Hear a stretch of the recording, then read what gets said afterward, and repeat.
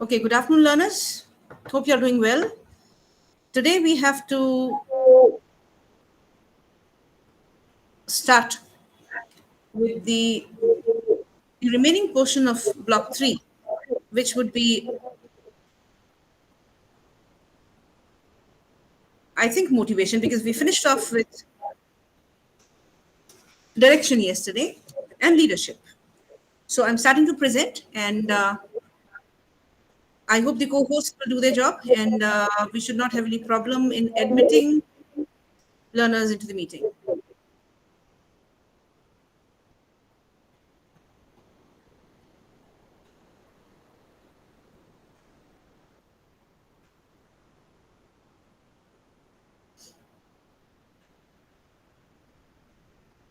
Sorry, this is not the file that we want.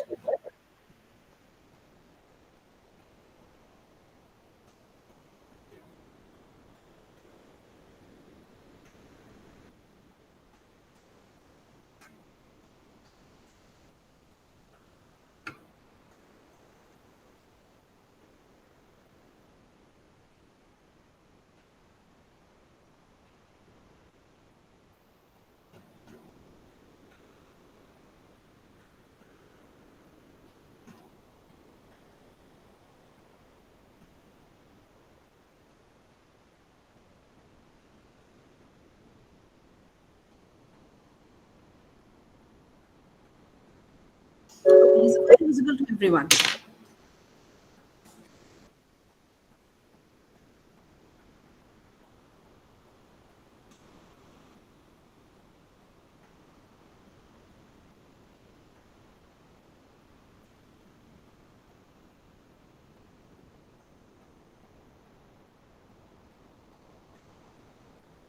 Please confirm if the file is visible to you. Yes, madam. It is Yes, visible. please. Doctor. Yes, doctor, it Okay, is. okay, thank you. All right. If you recall, yesterday we were looking at a topic which is a very interesting topic, leadership. We looked at some theories of leadership and a couple of other subtopics related to leadership. Um, a topic very closely connected with leadership is called motivation, and we are going to look at that topic today. Now, what do we understand by motivation? Look, another thing I wanted to add before we start off with the presentation is that today is our last day of academic counseling, so we would go a little fast since there are a couple of topics more in the unit number 4, in the block number 4, and there's some part already remaining of block 3. And towards the end of it, if something else is remaining, we would see how we are, we would be in a position to cover. Right. So the topic for today is motivation. Now, there are two things about motivation. One is it can be looked at as a noun. The second is it can also be looked at as a verb. So, what is a noun? It is something existing. And what is a verb? It is something that we do. So, what is motivation? The first definition, could you please mute yourself? I think there would be a clashing and the echo sound. All of you, please mute yourselves. Okay, so the first definition of motivation, which describes what is motivation, is all forces operating within an individual to cause him or her to engage in certain kinds of behavior. So, this is something which is existing within individuals, existing within us. It indicates a drive in us to do something, to achieve some goal, right? It could be anything, it could be channeled in any manner, in any way. But then, yes, some driving force, something which motivates us, something which tells us to do something, to engage in certain kinds of behavior, that is motivation. And the second definition of motivation, again, the as equally important to an organization, is the process of channeling a person's inner drives so that he wants to accomplish the goal of the organization. So, one, we need to know what kind of motivations people have, what forces are working within them. And second, we need to turn those motivations, we need to channel those motivations in a position, in a direction where they want to accomplish the goals of the organization. And when would that happen? That would happen when they see the goals of the organization as leading to their own personal goals. When they see that, they are going to work towards accomplishing the goals of the organization. Now, Let's come to the nature of motivation. What do we understand? Since this is a psychological thing, since this is something which is intangible, since this is something which is inside the individual, and sometimes uh, it is very complex to understand, we need to put down some points here about the nature of motivation. Nature of motivation, number one point, individuals differ in their motivation. So people might be doing the same kind of work, but the motivations inside them, the reasons behind what behind that work could be different. Second point, sometimes individuals themselves are not aware of their motivations. So we might do certain things not understanding the reason behind them. It's always possible that we're not aware of our own motivations. We might engage in certain kinds of behavior, we might do certain things, but we might not be aware that we are doing those things. Or we might not be aware of the reason behind those things, those activities. Motivations are dynamic. So today, if you are motivated to some extent, tomorrow you might be motivated to a greater extent to do something. Today you're motivated to achieve a particular goal, tomorrow you will be motivated to achieve some other goal. So motivations change because they are directly very closely connected to what kind of needs we have. So the moment our needs change, the moment we view them as different, our motivation levels change, right? Secondly, even if people have the same motivations, have the same goals, motivations may be expressed differently. Some people might, like for example, if you want to achieve a um, achieve a positive goal would be some kind of a uh, positive thing which you want to achieve in life. You People would take different pathways to achieve that. A simple example, if you want to achieve good results in the examinations, some people might study hard, some people might do some smart work, some people might watch youtube channels, some people might look at the study material very very comprehensively. And because of all these things, one more point which is not written over here is that motivations are related to personal factors. So personal factors are what? Personal factors are psychological factors, are demographics, our backgrounds, our education, our families, our genetics. All those things are personal factors. Could be psychological and otherwise also. So all those things basically influence motivations. So that is the reason motivations are complex. They are difficult to understand. It becomes all the more difficult then to understand why people behave in an organization in a particular manner. So that is why studying motivation is so important. Determinants of motivation in an organization, we've already explained some of them. How and why a person in an organization behaves in a particular manner, or what is the behavior that he displays, under different circumstances, is dependent on a number of factors. These are called determinants of motivation. One, individual. There's some typo here, so I couldn't correct it because it's a PDF. Individuals differ in their attitudes, beliefs, value systems, personalities, backgrounds. That is what we said. Since individuals have different components of their personalities, motivation becomes a factor which is influenced differently by different individuals. The climate of the organization. Could you please mute yourself? Who is this? Please, I request you to please mute yourself.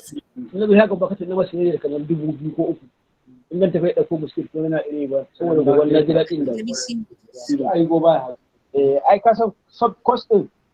Abdul Qadir Abbas Zakar, please mute yourself.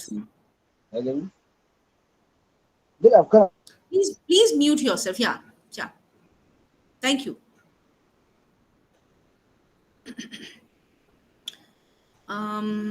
Okay.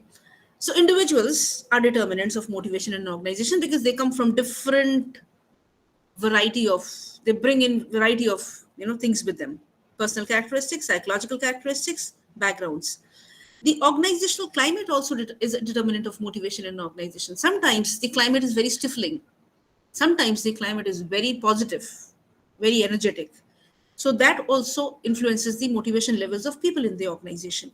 The amount of autonomy given to people, that influences, because human beings want to be independent. Human beings, if you remember theory Y, human beings want to work, human beings want to be independent. They don't want to be always ordered about. They want their own freedom. They want to use initiative. All those things, all those positive uh, needs are there as far as people in the organization are concerned. So the more autonomy there is, the more motivation level. If there is conflict, lesser amount of motivation in the organization. If there's too much of control, less motivation. Exogenous variables, some variables are not belonging to the organization, they are outside the organization. So if an individual is sitting in the organization for quite some time, for 8 hours, 10 hours, he's working in the organization, but the remaining number of hours he's going outside the organization, to his family, to his place. So whatever happens outside, possibly that can also influence the motivation level of an individual in the organization. Got it? Let us come to types of motivation. These are very easy topics, so we are going a little fast, as I said. Types of motivation. Now, motivation can be classified on a variety of ways. There are two majorly here. Positive and negative motivation, and punishment also is a part of motivation, and monetary and non-monetary. So whenever the organization wants to motivate people in an organization, they would either use positive motivation or use negative motivation, or if they want to put a stop to some negative behavior in the organization, they will use punishment. Similarly, if they want to get work done, they might show some things to the individuals, those things which they would achieve if they are achieving results in the organizations. They can be monetary and non-monetary, which is related to the money economic aspect or not related to the economic aspect. We will not go into details of this, but I would definitely like to ask you a question. Do you understand the difference between positive and negative motivation? Yes. Yes, yes, doctor. Yes, please. Okay, thank you. Okay. So positive is when you add something positive to get a work done. Yeah. Negative is when you remove some negative element, when you show that you are going to remove some negative element to encourage the positive behavior, that is negative motivation. And punishment is for a negative behavior, right? Okay. Now let's run through the theories of motivation. One we had already mentioned, if you remember, that when we were talking about the management theories, the history of management in the beginning of the session. It was called Abraham Maslow's need hierarchy theory, if you remember. I can't change this figure now. Anyway, the need hierarchy theory says that individuals have a variety of needs. Some are satisfied, some are not satisfied. The motivation of an individual starts from the unsatisfied needs of that individual, something which he or she wants. So whatever is not there with the individual, for that they would start working, or they would be moving towards that goal. And once the need is satisfied, it will lose its motivational power, right? These are the 5 levels of needs according to the hierarchy of needs. Physiological needs at the bottom, safety needs, belongingness and love needs, esteem needs, and then self-actualization. Okay? I think you must have gone through this earlier. Have you gone through this earlier? Would you want me to elaborate? I think it is good enough, very, very clear enough here, that if the safety needs are not fulfilled, then the individual will work towards the safety needs. Safety could mean not just physical safety, it could mean safety of the job, safety of life, and financial security. It could mean anything. So whatever is not there with the individual, that need wouldn't motivate that individual to work towards achieving that. So whoever is willing to satisfy those needs, they would start working for those conditions or for that organization, right? The second theory of motivation is Herzberg's two-factor theory. Excuse me. According to Herzberg, there are 2 sets of factors. One set of factors are called motivators or satisfiers, and the other set of factors are called hygiene factors. In a sense that whatever is influencing an individual in the workplace can be easily put into 2 parts. One are the motivators, the other are the hygiene factors. The other set are the hygiene factors. The hygiene factors are those factors which, if they are not there, they cause dissatisfaction in the individual. If they are there, it does not cause satisfaction. They expect it to be there.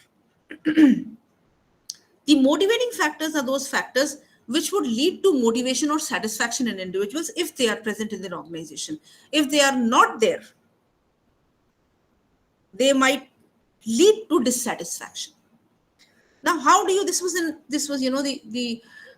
very old theory, but how do you put it to into practice today? Let's look at some of the maintenance factors: job security, good working conditions, fair policies, good relationships with the supervisor and colleagues. These are all maintenance factors because this you expect. Okay, opportunity to accomplish something, opportunity to grow, a recognition in the organization, the job itself, chances for increased responsibility, these are all motivators. So if they are present, the individual is motivated to work, and if they are not present, the individual is dissatisfied. Okay? Can you tell me, would these conditions, would these factors change over a period of time?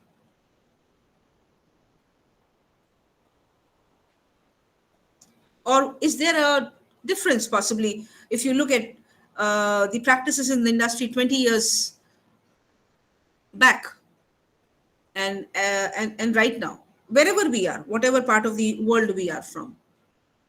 Do you feel there is some kind of a change in the kind of factors which are there possibly today?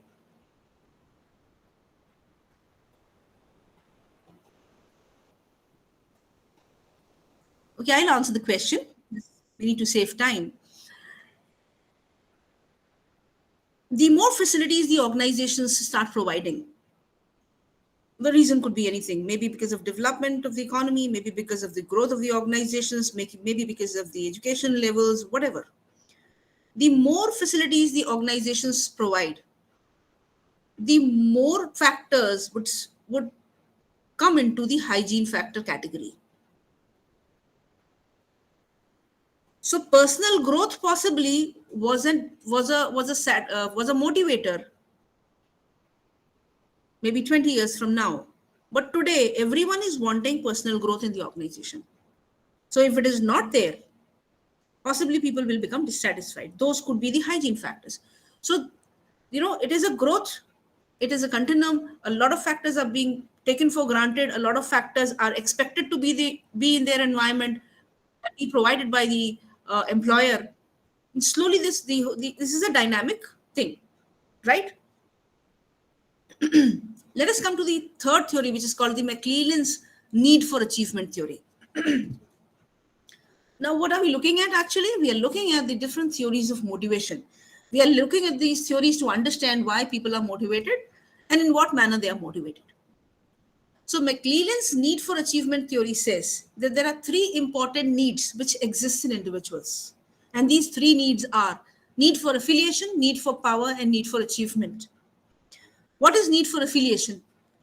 Need for affiliation is the need to be interacting with people, having good relations with people, and having friendships, harmony in the workplace. That is need for affiliation.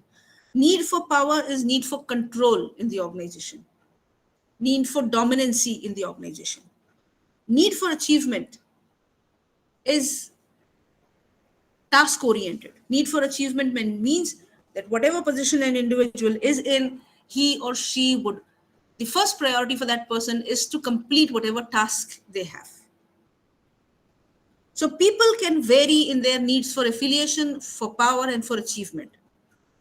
Anyone who has, and they can be, and if we are able to understand what is the dominant need in an individual, we can also understand what kind of job that person will be able to do. So a person who has high need for affiliation can work in the front office very well, can work in customer service very well, can work in counseling very well. Okay? Need for power. Someone who has a dominant need for power can work where there is a lot of pressure and control is required. Need for achievement is the best kind of need, actually, which is not influenced by people, nor it's influenced by personal requirement of power. So a person who's high in need for achievement should be a better manager. Clear?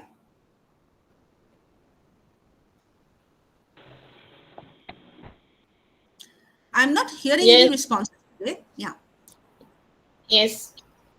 thank you. Okay, the fourth need is, I'm sorry, not the need. The fourth theory is Victor Vroom's expectancy theory. According to this theory, under conditions of free choice, an individual is motivated towards an activity which he is most capable of rendering and which he believes has the highest probability of leading him to his most preferred goal. Now that is complex kind of a statement, but let us explain that with an example. For example, one individual in the organization wants to be promoted. He wants a promotion, right? Now, that is the most preferred goal. His boss can give him a promotion, okay, because bosses give promotions to individuals. Now if that individual thinks that he's able to perform the task which has been allocated to him very well, he is capable, he has the ability to do it, and if he believes that, he will and he also believes that if he does the work well, the promotion, the boss will give him the promotion. So he has to have that belief also, that if he works well, number one, he is capable of working, achieving the task, completing the task in time. He also believes that if he completes the task on time, the boss will promote him. What will he do? He will be motivated to complete that task on time, because he believes his beliefs are related to these two things. Suppose he believes that he will not be able to complete the task, but he wants a promotion, and he believes that if he gives some, under the table, or if he follows some practices which are away from working, and he believes that the boss will be influenced and give him a promotion, he will go ahead and do that thing. So what an individual believes to be his capacity, and his belief that his capacity or his working will lead to a goal, will ensure that that person starts working towards that goal. Otherwise, it becomes difficult for him to see the relationship between his working and the goal. Okay? Next theory, Adam's equity theory. According to Adam's equity theory, before we come to the explanation of what is written over here, Adam's equity theory says that if we believe that we have been given, we have got a proper output, proper result, proper reward for what we have done, we will, for the kind of effort that we have put in, we compare this effort with the efforts of someone else. That is what is equity. What is equity defined as? Equity is defined as the ratio between the individual's job inputs and job rewards compared to the rewards others are receiving for similar jobs. So if we believe equity is there will be motivation, there will be performance, and there will be satisfaction. If we believe no, equity is not there, someone else is getting better rewards for doing the same kind of work, we will stop working. Okay, so an individual's motivation, performance, and satisfaction will depend on his subjective evaluation of his effort and reward ratio to that of others in similar situations. Is that clear to you? All of you? Yes. Yes, ma'am. Yes, madam. It is clear.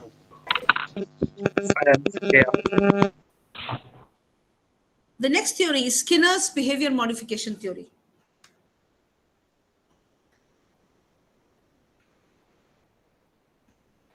Skinner's behavior modification theory is basically based on the reinforcement theory. People behave the way they do because they have learned that certain behaviors are associated with positive outcomes, and certain behaviors are associated with unpleasant outcomes. With experience, when they are working in the organization, every organization has a different setup. Every organization has a different climate. Every organization has a different culture. And people observe these things when they are in the organization. And they start believing certain things. And they start associating certain behaviors with positive outcomes and start associating certain behaviors with negative outcomes. And when they see this relationship, this conditioning happens to them. When they see this relationship, then they, behave accordingly. Okay. The next topic that we are going to look at in brief is the motivation techniques which we discussed above. So the motivation techniques, as we looked at in the pages above, was monetary, and there's a division of motivation techniques into monetary and non-monetary. And what are monetary? The salary, profit sharing options, stock options, bonus, which is given by a lot of companies, commission if it's some kind of sales or some kind of job like that, productivity linked incentives, depends on how much production we have achieved, retirement benefits. These are all monetary or economic. Sometimes the organization also uses, not sometimes, nowadays most organizations use non-monetary because they don't have to spend money on that.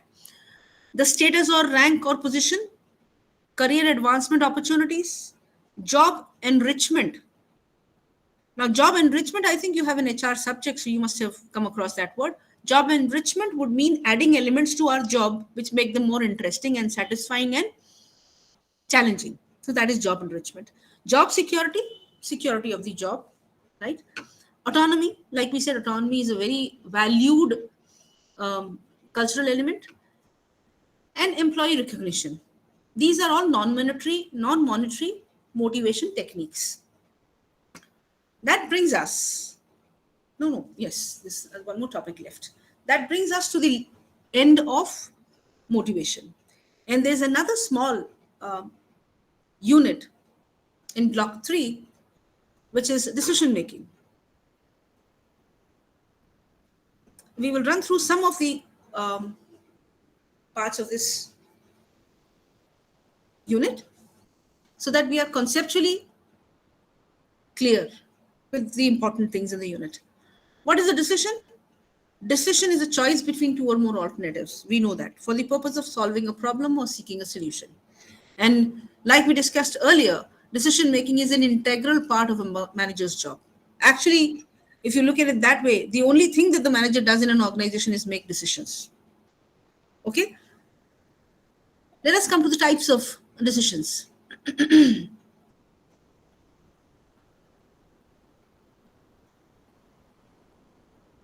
Let me look at some of the chat messages, and I think there's some questions. Shall we take these questions at the end, or I'll just look at them right now? Okay, the first question is at the end? Okay. Okay, we'll look at them. We'll look at them at the end then. So let's continue with the presentation. Right, so types of decisions. Types of decisions managers have to take in their workplace. Okay. As with the case of other similar functions, they can also be classified in a variety of ways. So decisions can be programmed. Decisions in the organization which the managers have to take can be programmed and non-programmed. Now, what is programmed and what is non-programmed? Programmed decisions are made in accordance with some existing policy rule.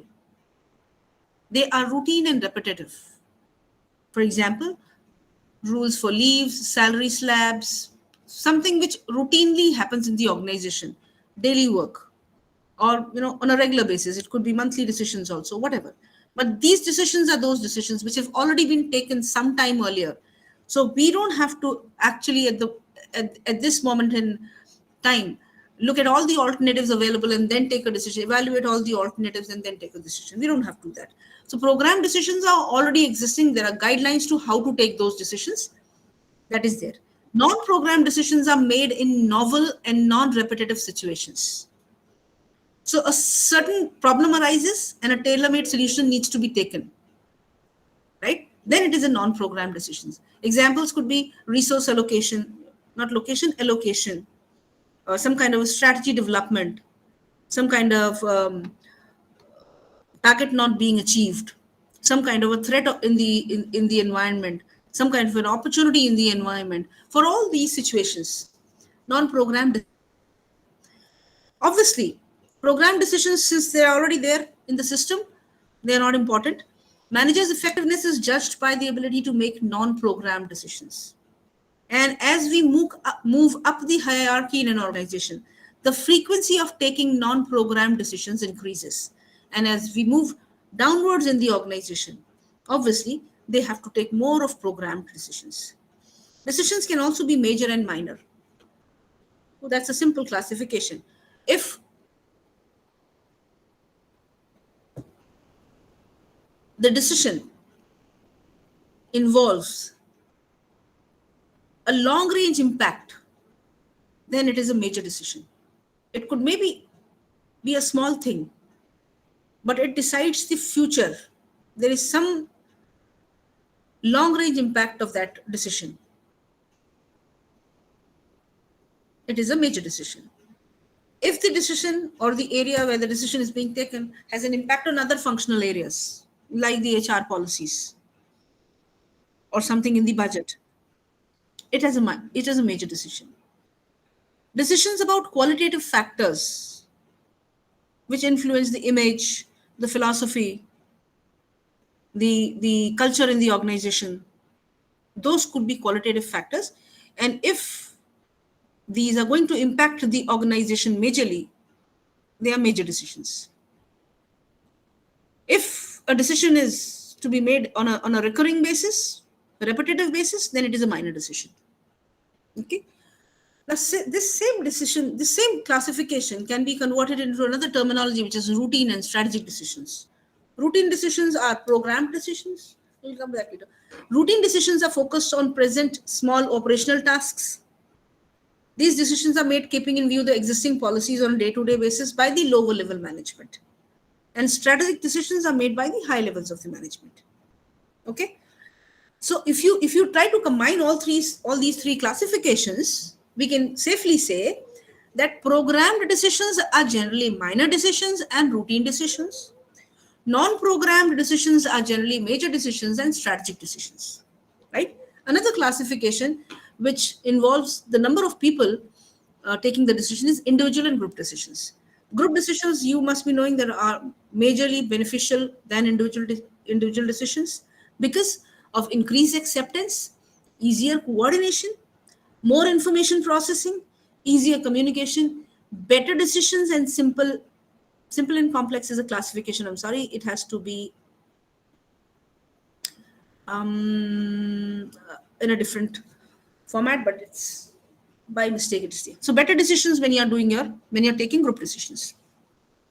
Disadvantages to group decisions.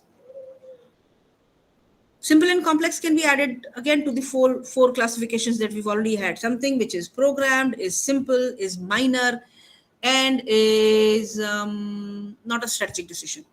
Okay. What are the disadvantages of a group decision? Definitely, there can be everything has its own disadvantages and advantages. So a group decision is slower because there are a lot of people involved. Sometimes can involve compromises. They can get together. The group can get together and make some compromises after mutual discussion. Sometimes group decisions are dominated by powerful members. If there is a boss or a superior or someone who has more authority, maybe conferred authority or otherwise has more expertise, that person can dominate the group and tweak the decisions. Over reliance on group decisions may inhibit managers' ability to take fast decisions. So if every time the manager is into group decision making, sometimes when faster decisions need to be made, the manager might not be able to take the decision on time. I think you can go through the methods of group decision making.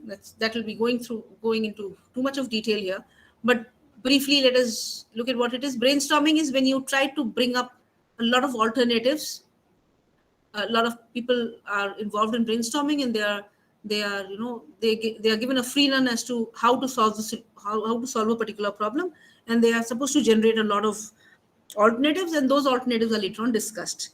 Similarly, nominal group technique is also like that, but in the nominal group technique, earlier they are not inhibited by having a group discussion in the beginning. They have given some alone time to actually think of the solution and think of the problem and propose solutions. Delphi technique, I suppose, is a long distance technique, similar manner. Focus groups are when 8 to 10 people are told to sit together, given a situation or a problem, and the discussions are more detailed and more focused onto the problem. Okay, there's another part of this topic which has to look at the models, the economic man model, the bounded rationality model. So the models of decision making, the number one model of decision making is the economic man model, which believes that man is completely economically rational. So therefore will attempt to maximize the economic outcomes in an orderly and sequential process, will choose the best alternative possible after logically analyzing all options. So what does it say? You want to buy a car. Okay. If you believe in this model, then you have a problem where you want to buy a car. You want to, choose the best option available. The problem starts there only. You want to analyze all the models which are there in the world. So if you have a budget of somewhere around 8 to 10 lakhs or 3 to 7 lakhs, then you are going, if you believe in this model, or if you actually, I'm not saying that you believe in this model. If this model is actually applicable, then this individual will look at all the options available in the whole world, which would possibly, offer him a car within the budget that person has. And then he or she, this person, would evaluate and analyze all these alternatives on the basis of the criteria that he has built. So is it possible? It is not possible.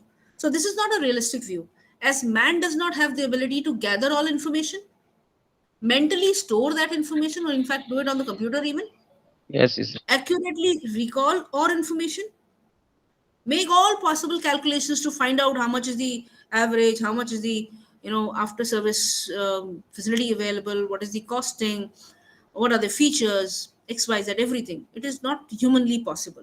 And then rank all possible alternatives on the basis of merit before taking a decision.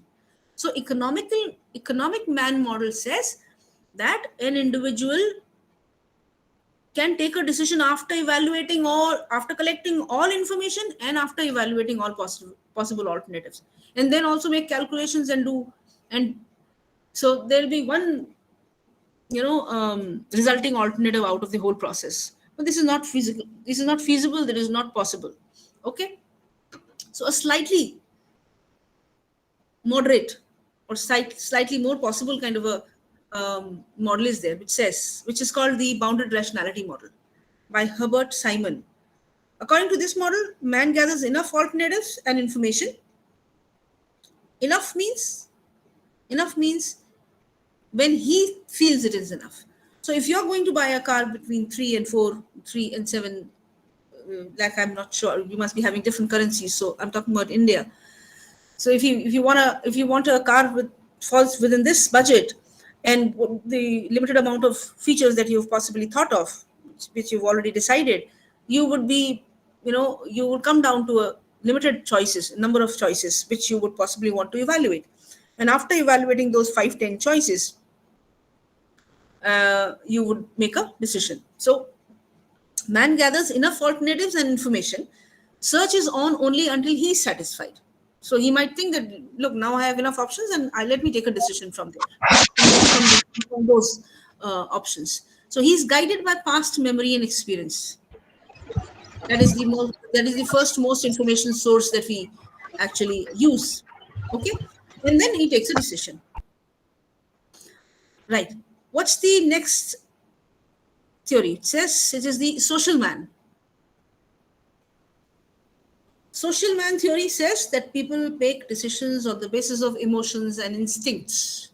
It is driven by unconscious desires, by social pressures, and this is an irrational decision. But sometimes irrationality is rational. How?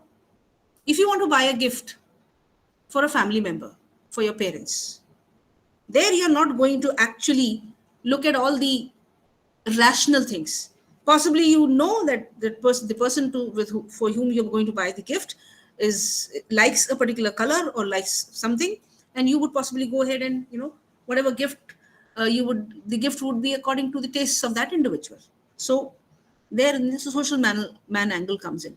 So like with all the other concepts of management, these models or theories, they are not complete, and not, any one theory is not complete. The complete understanding of the topic comes after studying all those theories, and that is how the field has grown.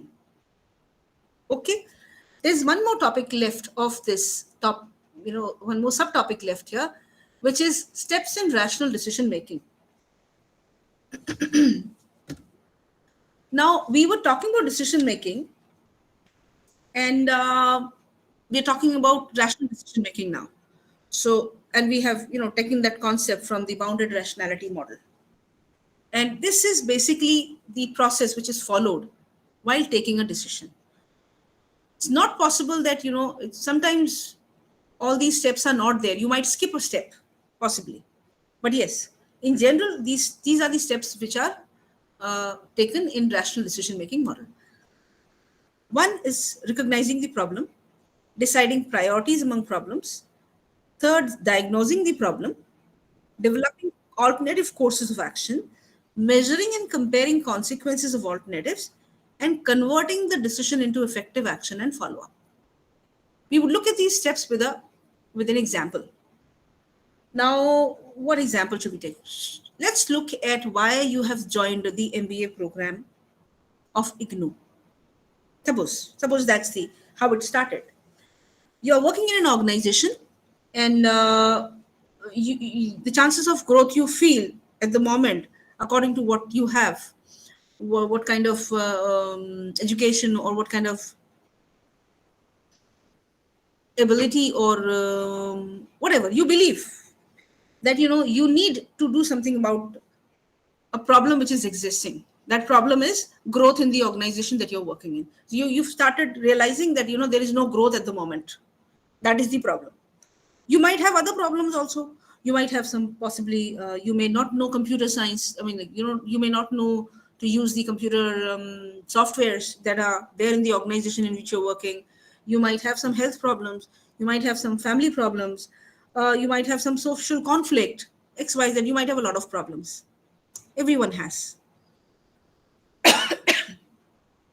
But when you're talking of your work life in the organization, you will decide about the priorities among those problems. The first priority, for example, when you have a lot of problems, you will decide the priority, and you would feel that the growth which is not there, I'm not growing in the organization, that is my biggest problem. Let me do something about it.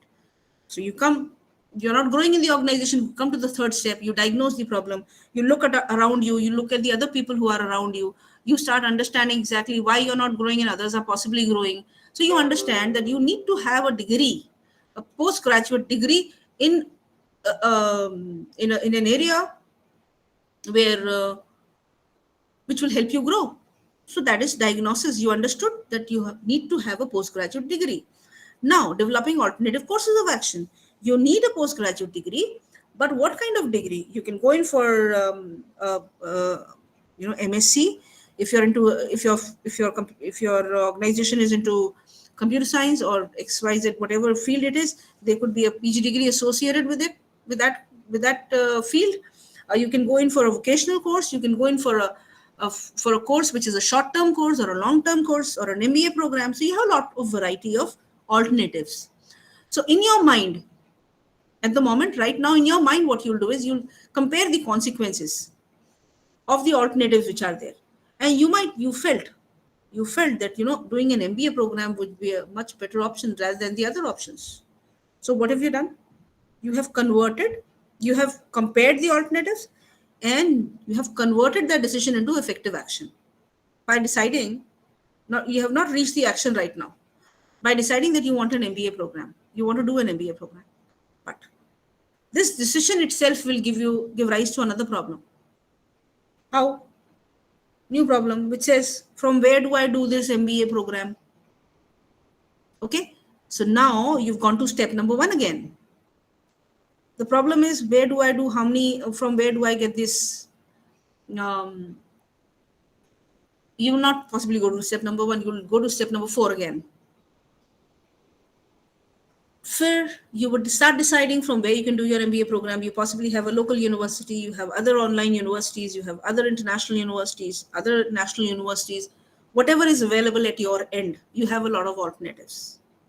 You measured, you compared, you evaluated the alternatives on the basis of a lot of criteria that you have, on the basis of a lot of information that you have. You have information from your own friends, you have information from the web, you have information from a lot of sources. You have criteria. You have criteria as to how much time you are going to spend. You have criteria as to how much money you're going to spend. Depending on all that, you measured and compared all the alternatives, and then you decided that you want to go ahead for an MBA online program from the Indira Gandhi National Open University. Got it? Similarly, the rational decision making process in the organization will work. Problem recognition is as important as developing courses of action. Problem recognition is not that easy in an organization. Sometimes you know that there is a problem, but you do not know what is the cause behind it. Okay, so that finishes the decision making part of block number 3. And after a 2-minute break, we will come back and start the fourth block and run through it and then take questions. Is it clear to you till now, all of you? Yes, ma'am. Yes, it's Yes, clear. Yes. Yes, yeah, ma'am. Yes. You can proceed. Thank you. Thank you. So Yes, ma'am. we'll take, thank you. We'll take 2 minutes off and then come back. Yes, we are here. All right, that's good. Thank you.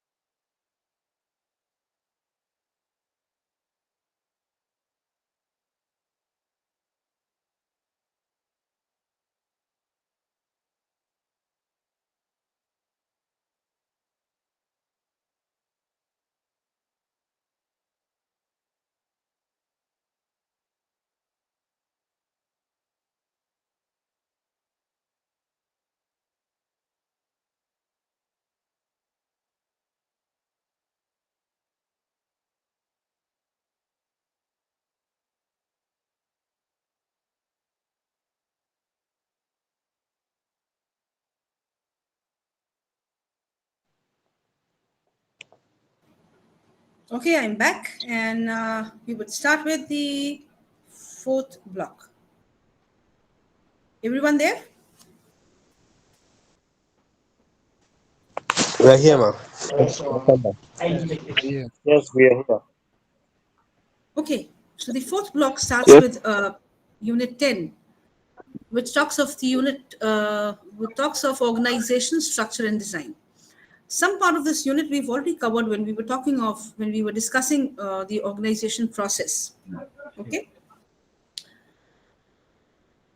Now today we have to discuss what is an organization structure and what is the design element, which we had not discussed earlier in the organizing function.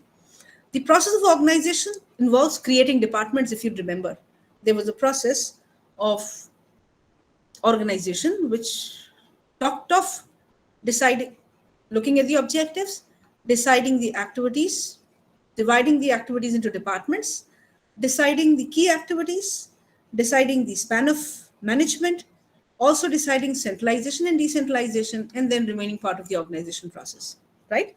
So the departmentation thing, how departments are created, that is related directly to the organization structure. So we are going to look at the departmentation as the starting point of the unit.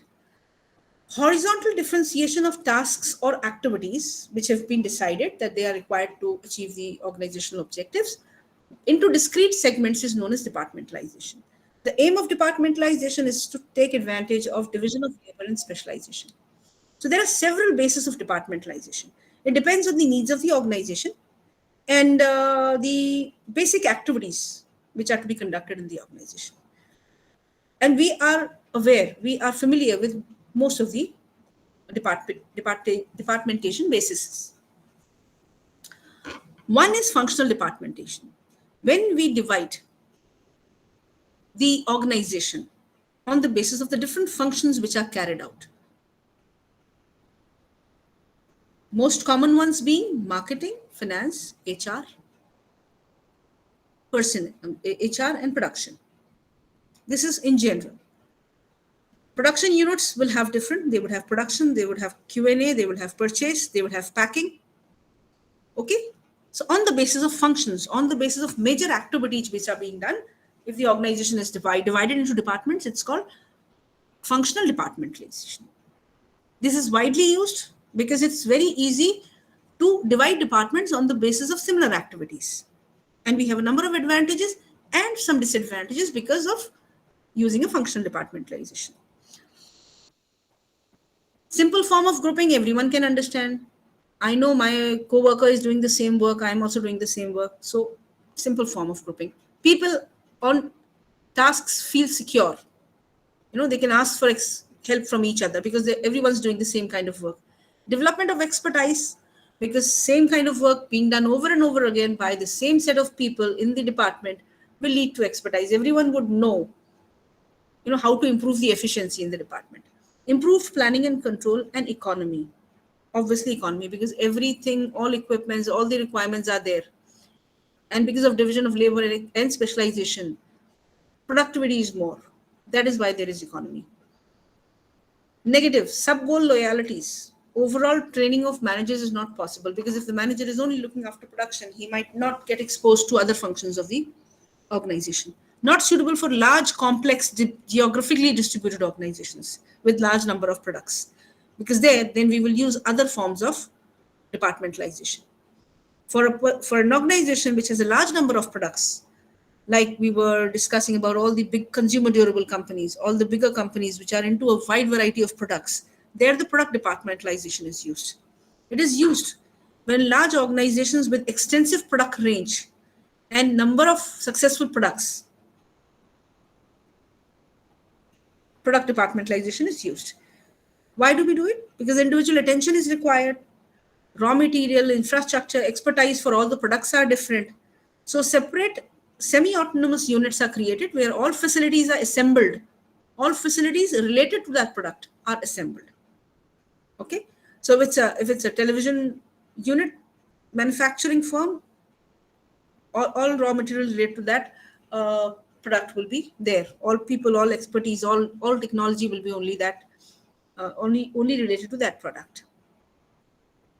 And then what is the advantages? Attention to the product, as team is focused on only one product or product line. It relieves the top management of operating responsibility. That happens in the functional one also. Comparison among products is possible. So at the end of a time frame, it is possible to find out which product did better. Comparison is possible. Responsibility and motivation is also, because when you're responsible for one unit or one type of product, and you know that you would be compared with the other product, your performance will be compared with the performance of the other products team, so you would become more responsible and be motivated to achieve good results. Negatives is duplication of staff and facilities. Why? Because the accounts team will be here only with this product also, and the accounts team will also be there with the other products. Underutilization of certain resources, which possibly, if the other products were there, could be properly utilized. Extra sales force, managerial person, everything extra required. Why? Because you are creating, if you remember, no, this has not been with you. A big company, a big corporate is basically, and which is into different product lines, is divided into something called strategic business unit. So each strategic business unit is entirely autonomous in terms of the other units. So they would have all staff, all facilities, all everything, all functions. They would have everything in that strategic business unit. So obviously there is going to be a lot of duplication and underutilization of certain resources when they are not being used by that team.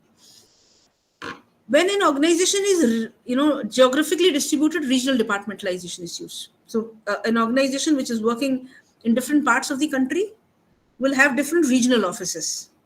Why? Because they have to be closer to the customer, closer to the requirements of that place. Only then they would be in a position to cater to the needs of that region. Advantages are adaptation to local and regional situations. Again, motivation to perform because it's different from the other regions. Top level training to regional heads is possible. It is only here because they are controlling the region with all the facilities. So they would get to do strategic planning. They would get to take decisions for the whole organization of that region, and then and because of it, they will get training. Advantage of local factors, obviously, comparison among regions is possible. Like in the case of products, comparison among regions is also possible. Negatives, again, duplication and competition. This is an important one. Departmentation on the basis of time. When there are facilities which need to be properly, optimally utilized, then departmentation on the basis of time is done, like the shift system in factories. So you have machinery, you cannot let the machinery rest for the 10 hours when the workers are not there in the night. So they have 3 shifts in the unit. The morning shift will be for 8 hours, the evening shift will be for 8 hours, and the night shift will be there for 8 hours. In this system, you will be able to utilize the machinery for complete 24 hours, right? The disadvantage is that accidental occurrences of breakage will be carried over from one shift to another shift. And since you are using the capacity of the plant continually, more breakage and wear and tear will be there. And sometimes it will be difficult to measure the performance, because how would you note the productivity of the different shift of people? It becomes a little difficult. Process departmentalization is applicable where the business process can be broken down into discrete parts, like petroleum. Different parts of the process are done at different places. Advantages would be efficient use of equipment or machinery, little chance of underutilization. Why? Because only the equipment, the people, the process, whatever is required for that particular part of the job, of the process, only that is being kept there. So they are utilizing it completely. Principle of specialization is there. Negatives would be no ground for overall training, as with some other functions, departmentalizations also. Process is interdependence, and like in the time departmentalization, here the failures can carry over from one part of the process to the next part of the process. Divisional structures. Large multi-product organizations follow combined bases, all the bases which we have discussed, in the pages above. So some organization like Nestle, possibly, since it's a big, huge organization, it will have a CEO, it will have different product lines, and the products will be headed by a unit head, which would have engineering and marketing and finance and personnel, all the departments. Okay? So those are called divisional structures. So multi-product companies have big divisions. That brings us to the end of the departmentalization bases. Now, let us look at the result of organization. Let us look at the result of the departmentalization function. Okay? So when the whole process of organization is complete, or it's towards, we cannot say it is complete because all the management functions, like we discussed, are continuous. So the organization process is also continuous, but it will give a result after some time. When the organization process starts, over a period of time, it will result into something which is called the organization structure. The formal structural framework of the organization, like something, to some extent, something like this. Where is the next thing here? More detailed. The formal structural framework of the organization is known as the organization structure. It is two-dimensional, horizontal and vertical. Horizontal dimension depicts the departmentalization, like it was depicting product 1, product 2, product 3. And vertical dimension refers to the hierarchy of authority relationships and how it flows.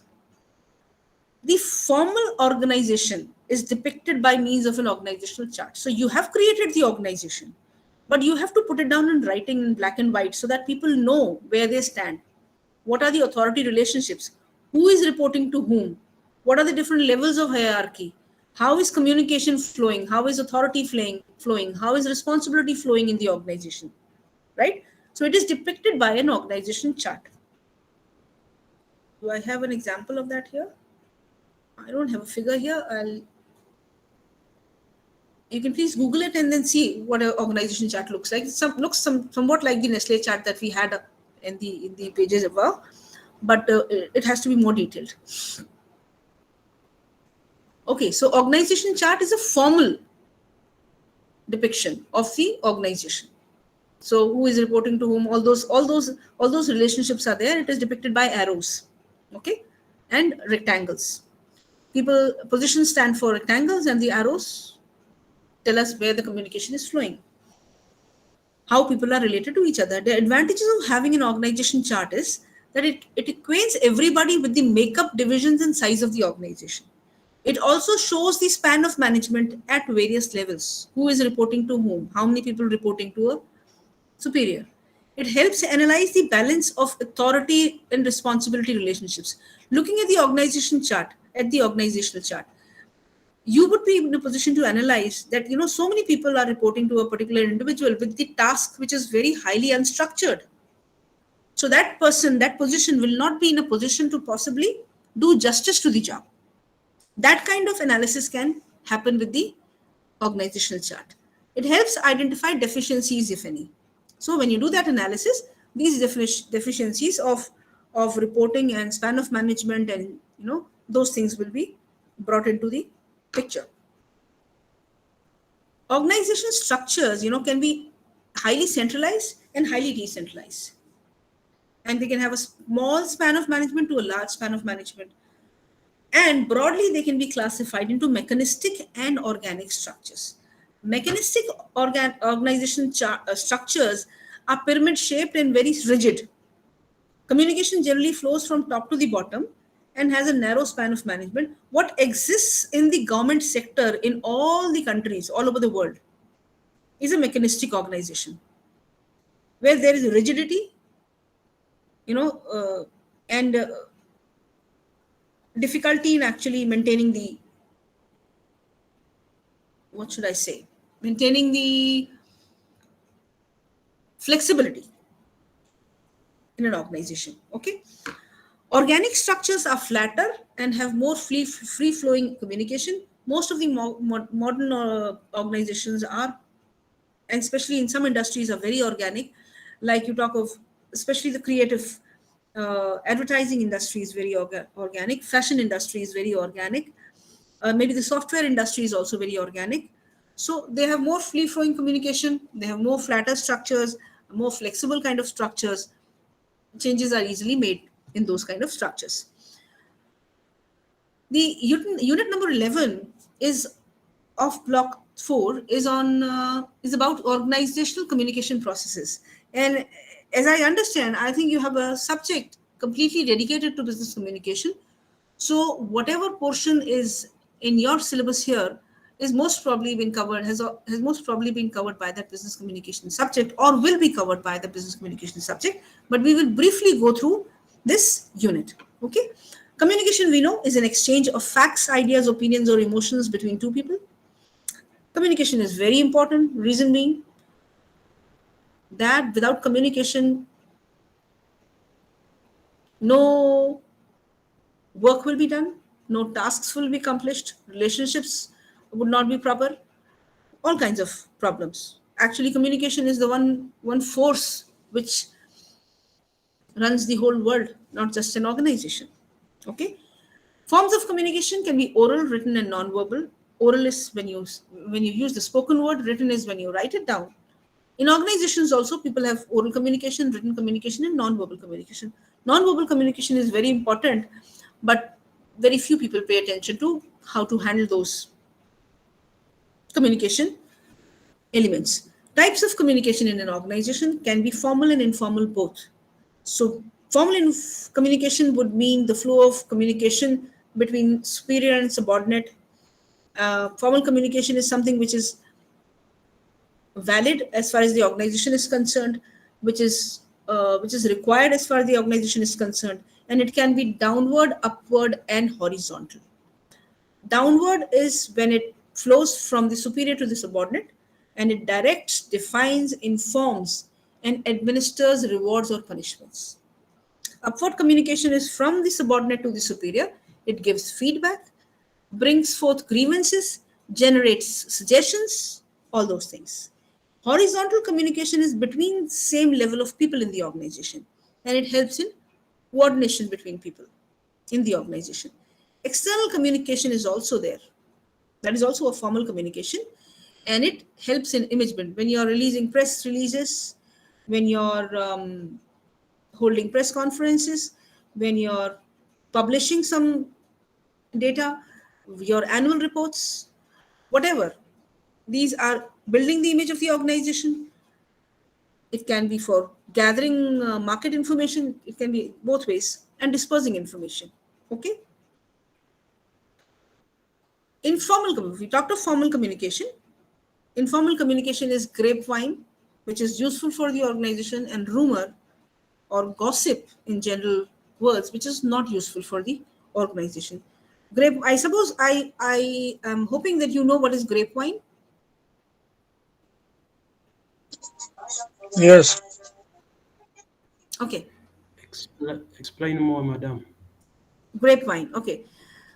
What is a grapevine? You've seen a grapevine possibly? How a grape wine grows in the garden? It goes anywhere. Okay. Okay. Or any wine for that matter. Now, grapevine is an informal form of communication wherein the managers depend on the underlying, information which is not brought to that person in a formal manner. Some information about what problems could be existing in the organization. Someone tells someone, and then someone tells, and that person tells another person, and it, goes around like that, round and round, and reaches the ears of the person who's responsible for solving that problem. So a lot of information can be gathered through grapevine also, about the culture, about problems, about conflicts, about good things also in the organization, about personal problems of individuals also. Okay. Or about some kind of you know some kind of problem which needs to be handled, which is not clearly visible as far as formal organization is concerned. So grapevine is that kind of communication. When friends talk to each other, they pass on information. That information might be useful for the organization in that way. Okay. I think you must be already aware of the process of communication. Generation of an idea leads to encoding. Encoding, after the message is encoded, it is transmitted through whatever channels are available to the person to whom the communication is directed. That person receives it, decodes it, takes action on it, and sends the feedback. Okay? Barriers of communication also, I think it should be very clearly covered somewhere in the next syllabus. Semantic barriers are barriers related to the language. So when people speak different languages in an organization, that creates a problem. When people understand the meanings of words and symbols differently, that is a problem. When people have a poor vocabulary, again, communication becomes a problem. If people use technical language with a person who's not technically knowledgeable, it becomes a problem. Communication does not happen properly. What is effective communication? Effective communication is when the idea is converted and sent to the person to whom that communication is meant. He receives the idea in the same way in which it was originated. Then it is effective communication. And barriers to communication basically ensure, create some problems in between wherein the person is not able to is able to understand what the idea was in the initial, when it was originated, when the communication was started. So physical barriers could be noise, physical blocks, improper time. If someone's in a hurry and you tell him some important thing, he will not be in a position to recall that later on when it is required.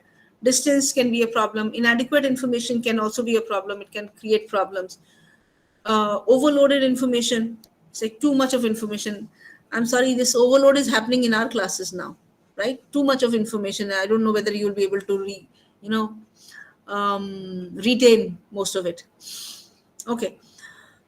There could be some barriers which can be organizational barriers. Organizational rules and regulations or chain of command can create barriers. Non-availability of communication means no method to give feedback to the superior. That's a non-availability. Wrong choice of channel. Hierarchical relationships where there's a very rigid kind of, and there's a barrier in the sense of ego. Those kind of things can create a problem. Psychological barriers, selective perception and selective distortion. You want to only listen to selective perception is when you're wanting to only perceive those things which you believe in. So suppose if you feel that your superior is very egoistic and superior is very demanding, superior is very controlling, is very dominant, and you want to look at it that way only. So whatever information, whatever some good information which comes to you possibly will be perceived as being an insult to yourself, whereas he is actually giving you some kind of feedback on your performance. So that is selective perception. It could also be selective distortion, when you distort the communication in a way which does not lead to the actual idea being received by the person who's supposed to receive it.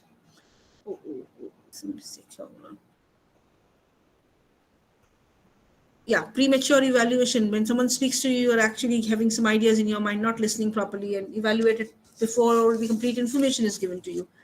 Different comprehensions of reality. People have their own perceptions, and their perceptions can mar their comprehension of reality. Attitude of superiors, if they are egoistic, if they are problematic. Attitude of subordinates, if they don't want to listen, if they are careless. Poor listening, ego, emotions, all these are problems which can create barriers to effective communication. And if you have to ensure effective communication, you have to use appropriate language, proper channel, effective listening, feedback, make use of body language. Synergistic environment has to be there in the organization if people need to understand instructions and follow instructions. And avoiding halo effect is avoiding too much of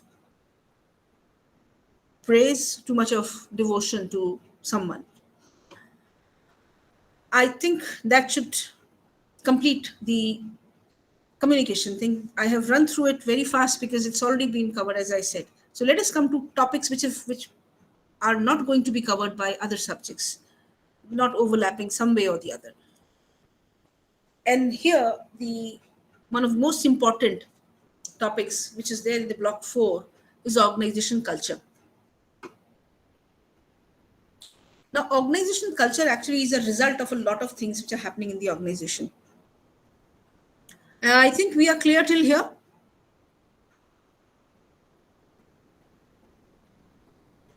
Yes, madam. Yes, we are following. Yes, madam, we're following. Yes, sir. Yes, madam. We are there.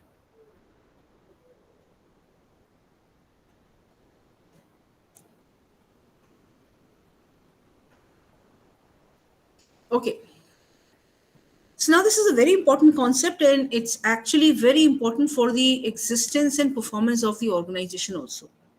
So let us look at this. Organization culture is the basic pattern of shared assumptions, values, and beliefs considered to be the correct way of thinking about and acting on problems and opportunities facing the organization. That's the definition. But what is important here is, as far as all the other functions are also concerned, we are talking of all those functions. While talking about all those functions, we say that, if we have to be acting properly on the threats and opportunities and achieving organizational goals, we need to do this, right? What is important here, what is separate from all the other functions that we've already discussed, is that the culture is a result or a pattern of assumptions, values, and beliefs in the organization, right? It defines what is important and what is unimportant in the company. It can be thought of an organization's DNA, which is invisible to the naked eye, yet a powerful template that shapes what happens in the workplace. Now, we talked of DNA. We can talk of DNA of individuals also. What are we made up of? We are made up. Our personalities, what are we made up of? We are made up of a lot of genetic factors, the kind of educations that we've had, the kind of experiences that we've had, the kind of people who are around us. All those factors influence and impact us. And they have led to a certain kind of person that we are, our personalities. So organizations also have personalities. And their personalities, the organization's personalities, are in the assumptions, values, and beliefs that are held by the people of the organization. And they operate beneath the surface of the organization's behavior. They are not directly observed, yet their effects are everywhere. And people in the organization behave because of certain assumptions, values, and beliefs. And you can understand the culture of the organization by watching the behavior of the people. Okay, so it is the personality of the organization. And mind you, the personality of the organization is the most important entity, which ensures whether the people in the organization would be aligned with the organization's objectives, whether the society will view the organization as being, as being useful to the society or otherwise. So it is the most important thing, which has to be developed by the organizations. What are assumptions? Assumptions represent the deepest part of the organizational culture because they are unconscious and are taken for granted. Assumptions are shared mental models, the broad world views and theories in use that people rely on to guide their perceptions and behavior. So we all have our own assumptions. And those assumptions, on the basis of those assumptions, we look at the world. On the basis of assumptions, we understand meanings of certain things which are happening around us. Belief represents the individual's perceptions of reality. So you may believe something, I may believe in the same manner, or about a particular topic, I might believe differently. Values are more stable. and long-lasting beliefs about what is important. Values tell us what is right or wrong, good or bad. We might have different values. And we can't determine an organization's cultural values just by asking people. Why? Because values are socially desirable and people will say something but actually believe in something else. So, what people say they value are called espoused values, and what people truly value are called enacted values. And what is important as far as the organization culture is concerned? Not something which they say, but something which they actually believe in. So, espoused values do not represent the organization culture, but they are portrayed in front of the society to create a public image. So, some organization might, while talking with the outsiders, or while attending the owner of the organization, while attending outside events, might say a lot of things about valuing people in the organization. But in actuality, when he comes back to the office, he actually shunts the people around, tries to dominate them, tries to control them, tries to insult them. So his espoused values and enacted values, they are different. So in an organization, enacted values are more important. Features of an organization culture. So when you're talking of the organization's culture, there could be a variety of elements to it, variety of things about which you can say this is high and this is low. Okay.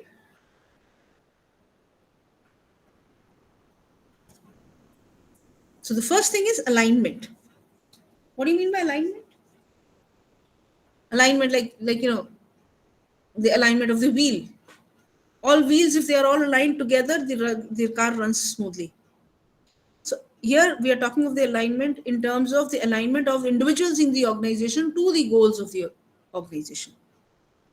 Are they aligned? Do they understand what is to be done in the organization? Do you understand how they are related to the goals of the organization? If that alignment is there, the culture is good. Innovation and risk taking. If people are creative, how creative are people in the organization? How risk taking are people in the organization? In certain areas, risk taking might be an important virtue in the organization, and in certain areas, risk taking might not be an important virtue. Right? Precision. What kind of precision? What kind of exact results are encouraged? Are the exact results encouraged in the organization, or is precision not that valued in the organization? People might be outcome oriented, people oriented, team oriented. So is the culture of the organization outcome oriented? Does the organization insist on achieving results? Does the organization believe in keeping people happy? Does the organization believe in teamwork or individual work? Do they encourage individuals to conflict with each other, or do they want people to work together and in teams and achieve results with each other? Is the organization aggressive, dominant? I mean, very volatile kind of, or is it stable? Resilience is a very important term. Does the organization have the capacity to bounce back after getting in a problematic situation? That is also defined. That also defines the culture. So any organization can be a combination of these. The culture of an organization can be a combination of these, and it could vary from high to low. And ultimately, you get an organization with a personality, but it is very vague. You cannot find out the personality of the organization by asking people, or from their written documents. You can find out the personality of the organization, the culture of the organization, but deciphering certain organizational things, artifacts. Okay? So we can't see an organization's cultural assumptions, values, and benefits. Organization culture can be observed and deciphered indirectly through artifacts. So there could be certain things which will help us understand what the organization believes in, what is the organization's culture like. What are artifacts? Artifacts are observable symbols and signs of an organization's culture, such as the way people are greeted, the physical layout of the office or the factory, how employees are rewarded. Understanding an organization culture requires painstaking assessment of many artifacts because they are subtle and often ambiguous. And also because you cannot come to a judgment about the organization's culture by observing only one or two things about the organization. So when you observe the organization in various aspects over a period of time, only then you would be in a position to understand what is the culture of the organization like. But still, it is very important. It is the most important thing that the organization can be described as. So there are four broad categories of artifacts or things that you can observe about the organization to find out the culture. There are organizational stories and legends. People who work in the organization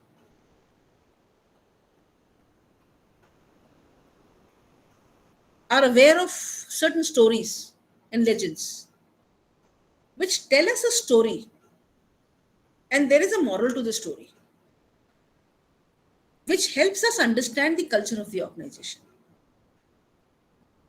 Malice in Dallas is an example I've put in here. I came across it in a book, which is basically about an airline industry which used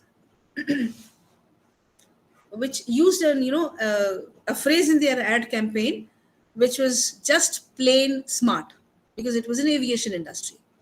Just plain smart. Later on, they came to know that plain smart is an ad campaign or a campaign used by another aviation company. So there was this tussle, and there could have been a legal, problem there. But the CEO of this first airline, what he did, he got in touch with the other CEO, and they decided to have an arm wrestling match in a place in Dallas.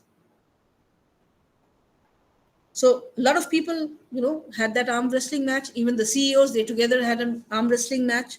Someone had to be carried away in a stretcher actually at the end of the match. But ultimately, the first aviation company CEO, they did not go ahead and do anything legal, and they, designed another ad. But the whole situation and the whole story was observed by a lot of people in both the organizations. They were a part of it. And what was the moral of the story? The moral of the story was the belief in which this first aviation company actually believed. And the belief was that having fun is part of business. So this example or this story actually instilled in the whole in the environment and in the whole organization and all the people that even if there was a problem, you had fun, and they were and they were back to business as usual. This kind of a lesson could not have been given to them in writing, or it would have been difficult to make them understand. But then, because of a situation like this, the CEO was in a position to download that information, download that thing about the culture of the organization to the employees of the organization. Rituals and ceremonies. There's also an example I came across. This was about an individual who joined Digital Computer, a firm called Digital Computer. I'm not sure from where, but then yes, the example is more important than the place and the organization. And he observed that, in this new organization, he came from an organization which was very silent and very, calm and composed. And in this organization, people were always shouting at each other and pushing, and making their points clear, always arguing, getting into arguments. So it was a culture shock to him. But then later on, someone told me that was a ritual at Digital Computer, that whenever you have some kind of a difference of opinion, you are going to fight it out. Fight it out and try to prove that you are right. And then ultimately, whoever is right will win, and the other person would accept that decision. So this was a ritual there at Digital Computer, which maybe help them vent out, also help them, push back people, and ideas were challenged and ideas were proved. So rituals are programmed routines of daily culture, daily organizational life that dramatize the organization's culture.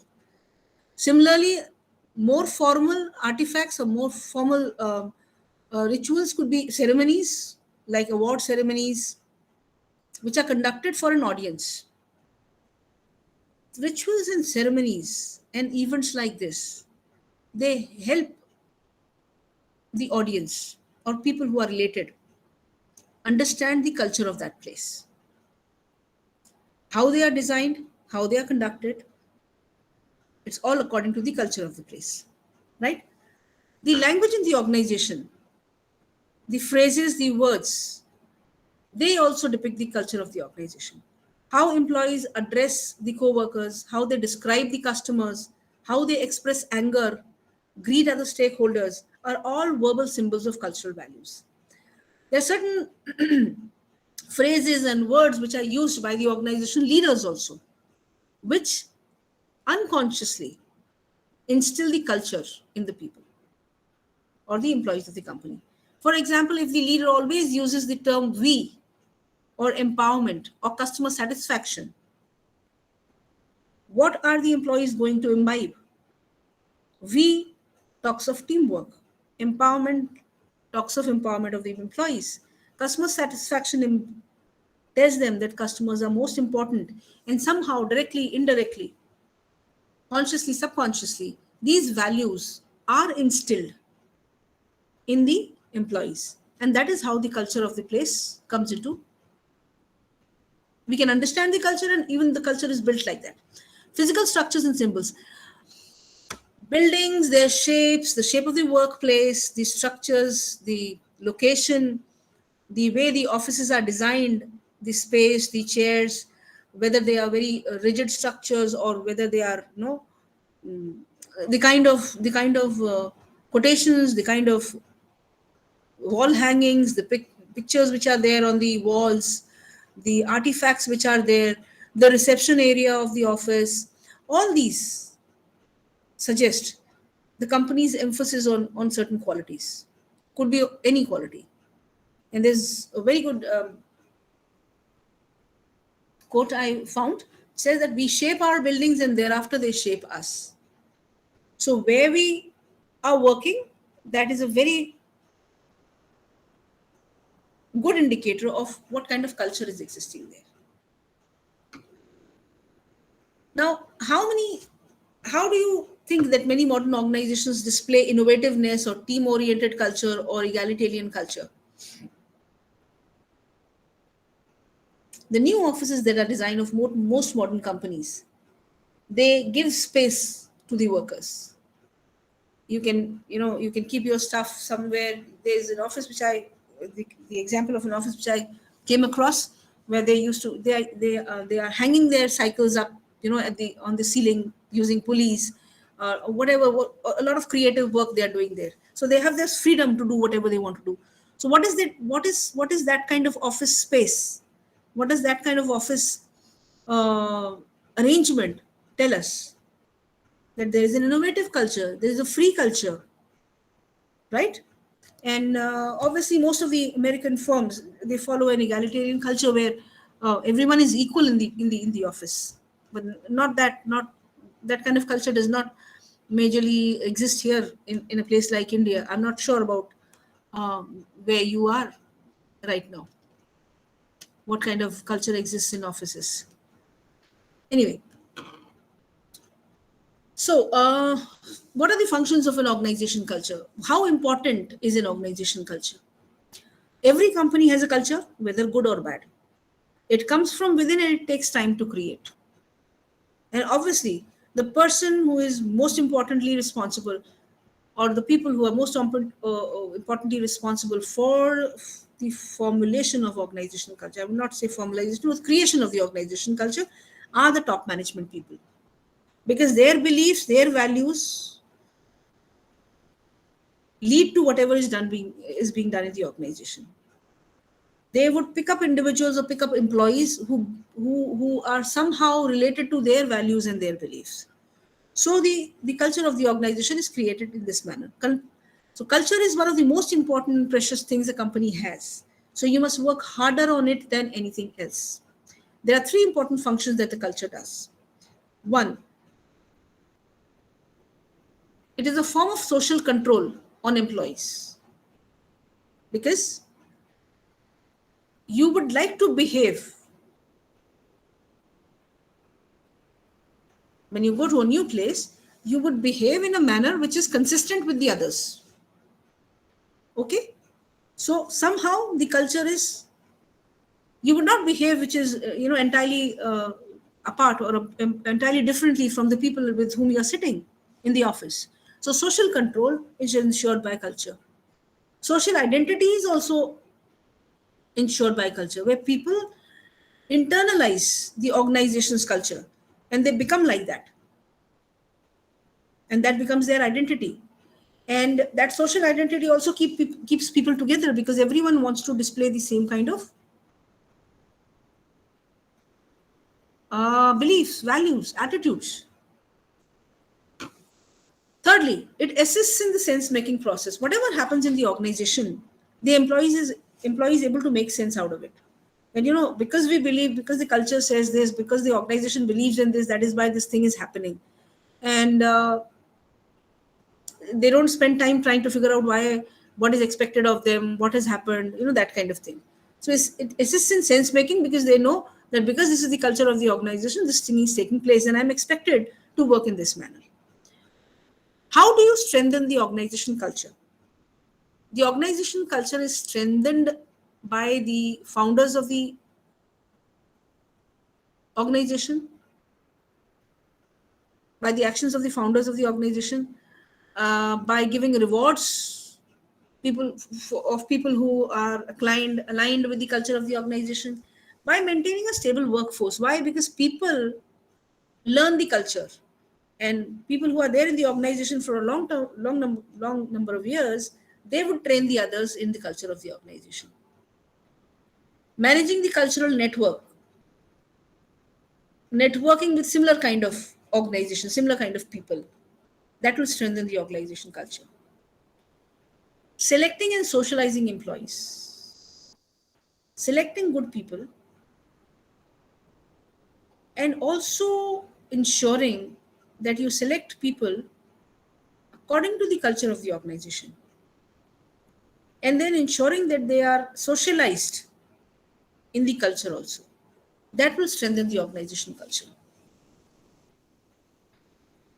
So that brings us to the topic of socialization. What is socialization? How it is done?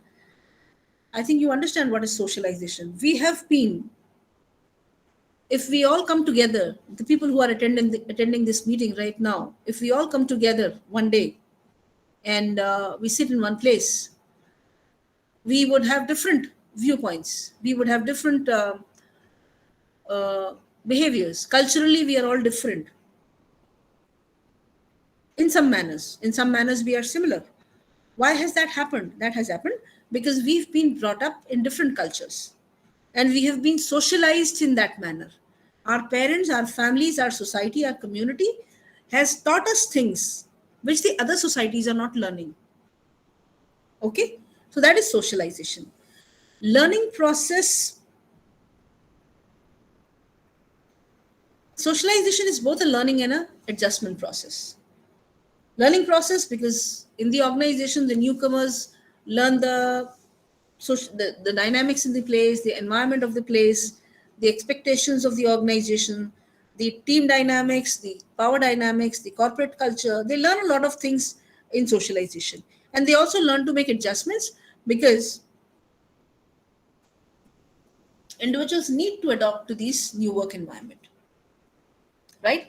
So this effective socialization actually helps individuals in the organization to adapt to the culture of the organization and be able to perform. Give me a sec.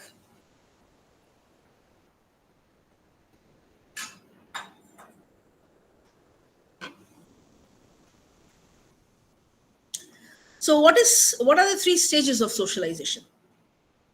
The three stages of socialization of an employee are pre-employment socialization, when an employee is actually selected in one place. You know, this socialization, the same process happens everywhere. But as of now, we are talking of the socialization of individuals in the organization. So when an employee is selected, that employee would search some information, talk to friends, he'll find out literature, he would search for some online information. Since he has been to the interview, he will use some information which was discussed in the interview and form expectations and anticipations. Expectations about what he will find, and anticipation about what he has to do, right? And sometimes it is distorted. It is not reality, because this person has not joined the organization till now. He will have different kinds of opinions about the organization and expectations which might not be real. So that is pre-employment socialization, finding information which might be true, which might not be true. Second stage of socialization is encounter. When this employee goes to the organization for the first day, he may get a reality shock if his expectations and if his judgment about the organization was not correct. He will definitely find a discrepancy between the pre-employment expectation that he had and the job reality. That reality shock can occur either in one day, or it can take months to occur. Why does that reality shock happen? Because he's overwhelmed by the job. He is not very comfortable with what culture is existing there. The management has not fulfilled the promises. The working style is not good. The people he does not like there. A whole lot of causes can be there. But it definitely comes as a shock, because no one can judge the culture of a place completely. Okay? So he gets a reality shock. Now, if he is able to overcome that reality shock, he will stick to the job. And he'll reach the third stage, which is the role management. Role management is the stage when the employee survives the reality shock, settles in, makes transition from a newcomer to insider, strengthens the relationship with the co-workers and superiors, practices the new role behaviors, and adopts the attitudes and values consistent with the new position in organization. So he is making adjustments and trying to fit into the role which has been given to him. And if this employee remains in the role for quite some time, he becomes an insider.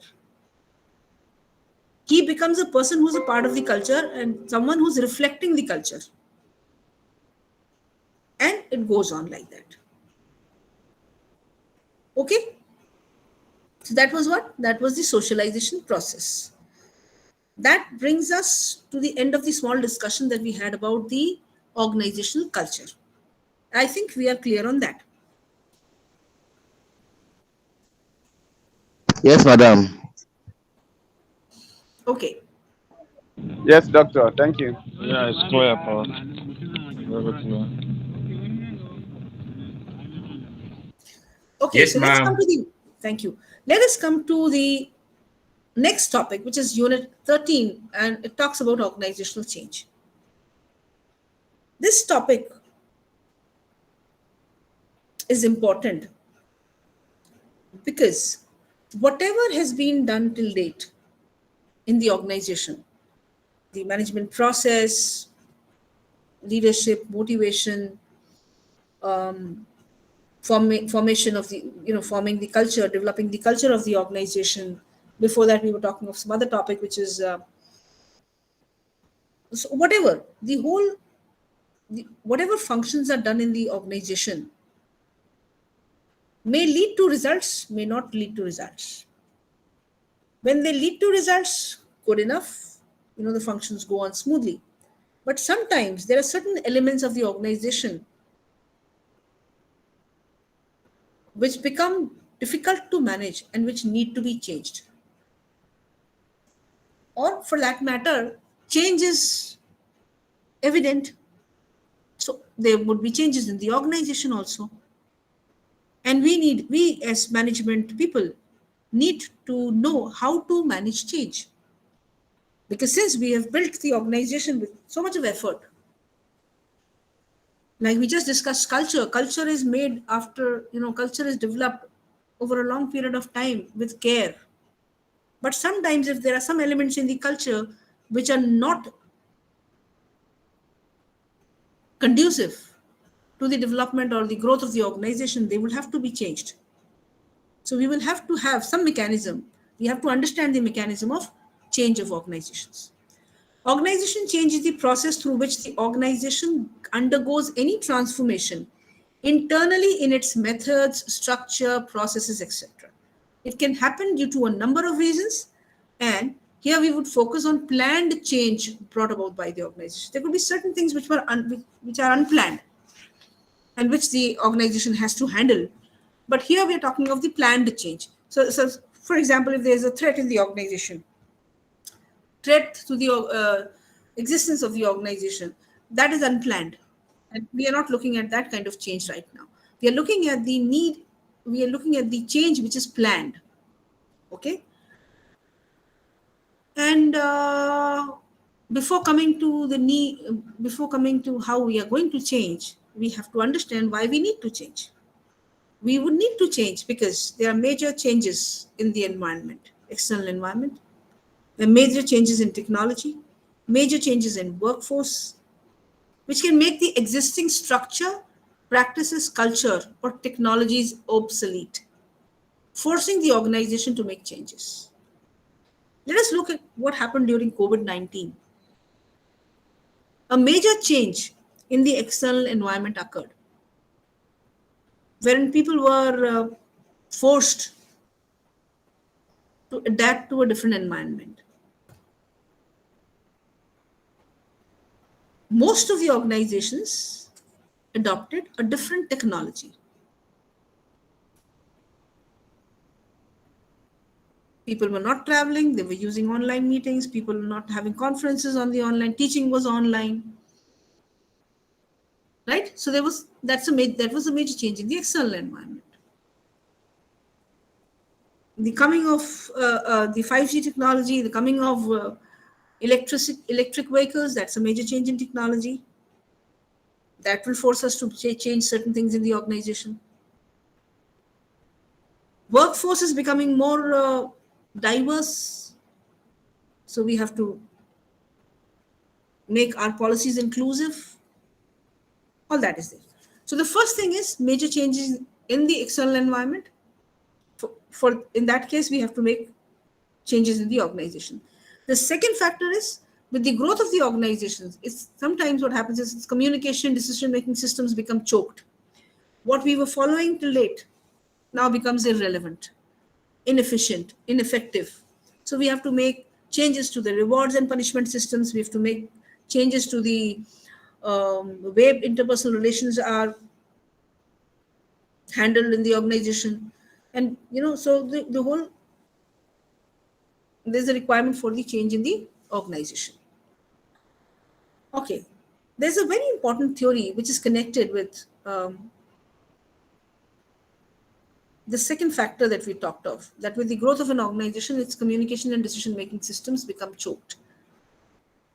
Let me give me a minute to identify exactly as to how much portion is left and how much time would be required to complete it, and then I'll come back to this presentation. It'll take half a minute.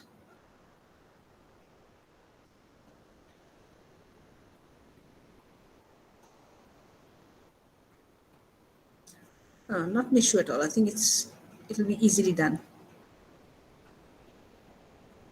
Okay, so this model by Larry E. Greener's growth model, it shows us how an organization grows, and during this growth, how many times the organization has to change. Obviously, the change will be over a long period, or over a, can happen many more times, but this is majorly about only 5 phases of growth that he's depicted. Okay. I think I need to wait.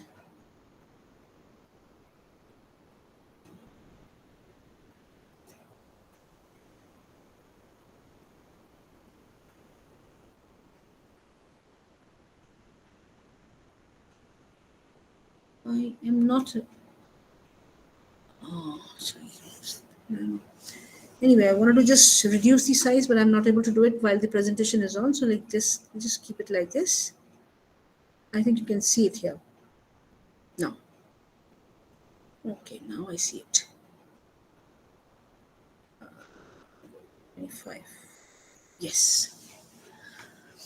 Okay, according to this theory,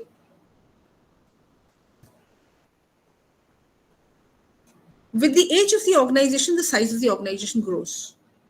And as the size of the organization grows, there are various problems which come in between. These are called moments of crisis. So when the organization is very small, it will start growing. Slowly, there will be a crisis situation called crisis of leadership, where people, initially they were happy, but later on they don't want that kind of a leadership which has been followed till now, which is like, more authoritarian, right? When this crisis is sorted out, the problem of, and this organization grows again, after some time it has a crisis of autonomy, where people now want freedom. After some time, when they are given freedom and the organization starts growing again, and after some time, since they have been given freedom, there will be a problem of control because they would start doing things on their own. As the organization grows, as this problem is sorted out and the organization grows, there's a problem of red tapeism. It is called the crisis of coordination. Further on it grows, there's a crisis of collaboration. This theory is very interesting. You have to go ahead and do a little bit of extra reading on this. But this shows that as the organization grows, there are various crisis situations in between because of the size of the organization, and these have to be sorted out by different strategic inputs or interventions. Okay? So, what does the manager do to bring about a planned change? An effective manager does not. What are the two factors on the basis of which change is required? We discussed it in the initial part of this, that there are outside changes, there are certain things, certain circumstances which force us to change, and because of the growth of the organization also, we have to change. So there are two conditions because of which change becomes imperative. Now, so an effective manager does not let change happen as it is. He initiates a planned change strategy for this, and which has three components. So the change strategy has three components. One, the dimension of change, deciding what needs to be changed. Second, the process of change. And the introduction of change. And these three phases have different sub-phases. Dimension of change means that what needs to be changed in the organization. The organization has task or work. Does it need to be changed? Structure, does it need to be changed? Technology, people, what is to be changed? Now, since the task of an organization is assumed to be given, because they will not, change the business, the task is going to be the same. However, task change can also be sometimes through deletion and addition of some tasks. Like if you remember, if the business is maybe reduced to some extent, or there's some other kind of work added to the business, it would lead to task change. Structural change means, like we discussed the organization structure above, it includes defining rules and relationships and responsibilities, redefining. So there are a whole lot of things which we can do to change the structure of the organization. Technology change, improving the current technology or improving the workers' efficiency, better coordination, better plant layout, all these are technological changes. And behavior change. Again, it can have a whole variety of things. So what are we talking of? The first stage when we are thinking of change is the dimension, or what needs to be changed. So we might need to make some changes as far as people are concerned. We might need to change the activities of the organization, the structure of the organization, right? Or the technology being used in the organization. So this is to be decided in the beginning as to what is to be changed. Why? Because we need to solve that problem. If there's a problem in the environment or if there is a problem in the internal growth mechanism. So we need to change any of these dimensions. Okay. Now, after we decide what is to be changed, we would start the process of change. And the process of change has 3 stages. I'm not going into detail because of the time constraint, but yes, this would be available to you. And in case there are doubts, you can always come back with doubts, and we will clear those doubts. Now, process of change majorly, because we need not go into so many details also, that is also there. The process of change has 3 elements: unfreezing, changing, and refreezing. Okay. Now, what do you mean by unfreezing? We said that people and things, become very rigid over a period of time. So unfreezing is the most difficult phase, wherein there is a resistance to change. If you implement any change in the organization, for example, if you change technology, I think most of the countries where we belong to, computerization is a very recent, fairly recent thing. So when you bring computers in the organization, now it is, I suppose, everywhere, but maybe some certain places might not be technically so advanced. So when there is a initiation of using computers in the organization, people will resist because they don't want to learn. They have habits, they have perceptions, they have beliefs, values. They would feel that their jobs will possibly go, they will lose their jobs, or concern for image because they know that they're not able to learn.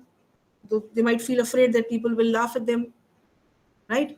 Or some other conditions might exist: fear of retraining, fear of learning new skills, all kinds of fears. So people have a lot of fears, and the moment you start thinking of making a change, there will be resistance. So unfreezing and making them understand that this is for their own good or this is for the good of the organization, that is the most difficult task.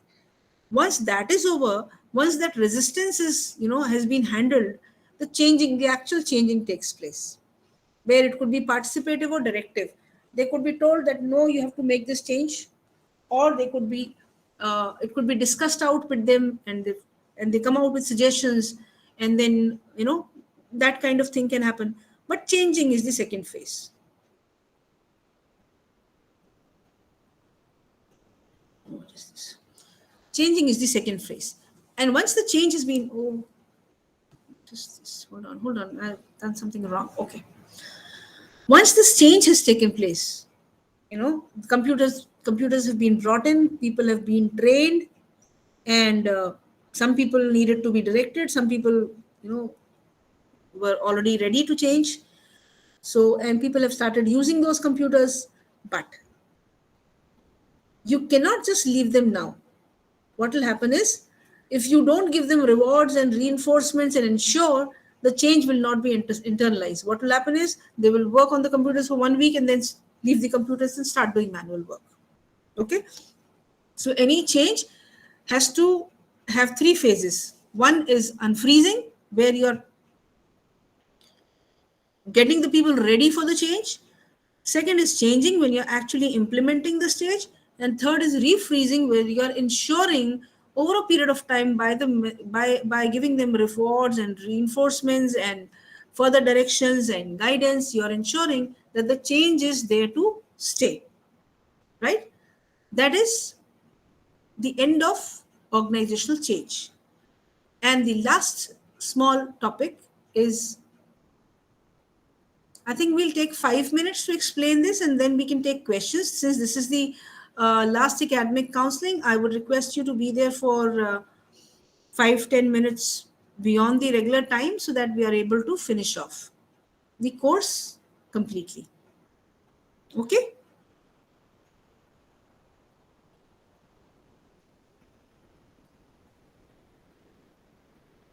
Yeah, if you don't react, I start feeling that, I've lost connection of the network. It is fine, ma'am. Yes, ma'am, we Okay. are following. Yes, ma'am.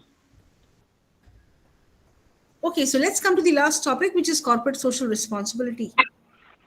Now, corporate social responsibility is a management concept whereby companies integrate social and environmental concerns with their business operations and interactions with their stakeholders. Okay, it is very important to understand that CSR is actually a little different from the charity or sponsorships or philanthropy that the organization does. Reason being that the philanthropic activities or the charity that the organization does enhances the reputation of the organization, but the concept of CSR is more, it goes beyond that. And a properly implemented CSR concept can bring along a variety of competitive advantages. Basically, CSR is not just charity or not just for the social cause. CSR is basically about enhancing the image of the organization for the purpose of being able to do better business. Okay? Types of corporate social responsibility basically are of four categories. So it could be environmental responsibility, philanthropic responsibility, ethical responsibility, or economic responsibility. Okay? The environment is in the focus nowadays, so environmental responsibility you must be quite aware of. It is the most common forms of CSR activities, and here the what is the organization trying to do? The organization will try to reduce harmful practices, decrease pollution, greenhouse gas emissions, will not use single-use plastics, water consumption, general waste, circulation of water, waste handling, all those things the organization will try to do responsibly for environmental responsibility. They would also regulate energy consumption and maybe rely more on the renewables if they are available. They will use recycled or partially recycled materials and also try to offset the negative environmental impact by doing certain activities which help the environment directly. Planting trees, donating to related causes. Okay. Ethical responsibility is another form of CSR responsibility. It could be,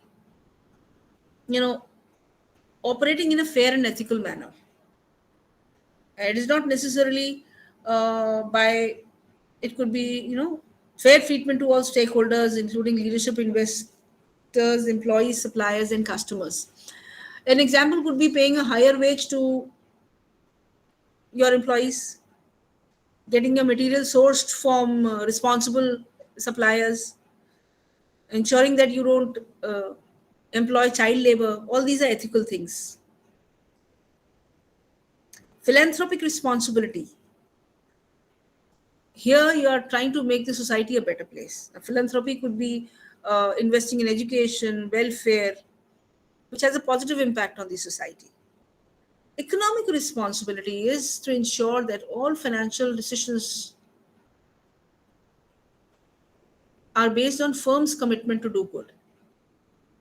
The end goal is not just to maximize profit, but also to ensure that the business operations positively impact the environment, people, and society. So, employment, training, this is part of economic responsibility. Now, what are the benefits of CSR activities? What are the benefits of corporate social responsibility? Now, majorly they do it because of moral conviction, the organizations, but it can be a very powerful marketing tool also. There are three benefits if you look at it that way. One, it is a powerful marketing tool because you become favorable in the eyes of, they eye you favorably, the customers, the investigators, the regulators, the public. It also helps in employee engagement because nowadays a lot of people are attracted to this kind of concepts. And employee engagement and satisfaction, if CSR activities lead to employee engagement and satisfaction, they also are measures that drive retention.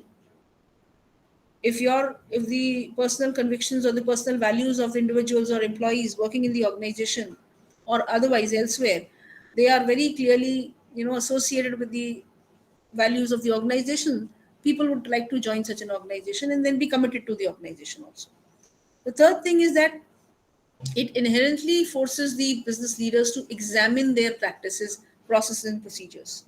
So when the organization starts working on the CSR, it takes CSR initiatives, the people in the organization will start questioning processes which are harmful to the society, practices which are not good for the society, for the environment. So all these things would be there, and this has not been there for a long time. Businesses were utilizing the assets of the nature or people, unethically, and these practices were not there. So nowadays, with the coming of the CSR initiatives, organizations have started thinking on those directions. Okay, and this reflection can often lead to innovative and groundbreaking solutions that help a company act in more socially responsible ways and increase profits. One concept which is always mentioned in CSR, very closely related to CSR, is triple bottom line. What is the bottom line of business? Earning profit. But this is about 3 P's. And what are the 3 P's? The 3 P's are profit, people, and planet. So the triple bottom line is a business concept that states that firms should commit to measuring their social and environmental impact in addition to their financial performance, rather than solely focusing on generating profit or the standard bottom line. So according to the triple bottom line, businesses need to focus on profit along with people and the planet. Okay, I think that is the end of this topic here. There are other inputs also which can be given, but I'll hold them as of now, and I would invite questions as to what is being covered and the complete syllabus as such.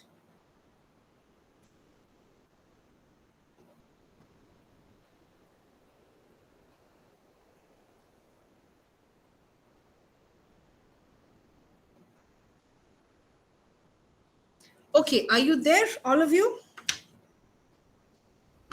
Yes, we are here, madam. Yes, Doc. We're here. Yes, please, you are here. Okay, Yes, so ma'am. now I'm open to questions, and since this is the end of the syllabus, I would request you to, if you want to have, if you have any questions, you can please go ahead with them. You can put down the chat box, and we can have a final interaction before we, say goodbye until we meet in the next session.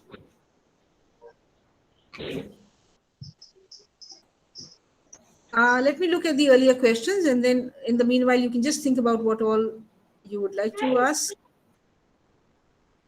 And another thing, I have spoken to your ma'am, Smriti ma'am, and what we'll do is you wanted to these presentations, so I'm going to make a concise, compact file of these notes, and I'm going to send it to ma'am, and she would be able to circulate it with you guys. We are grateful for that. Thank you, Sorry, ma'am. Khaled? I Yeah. said we are grateful for that. You have money?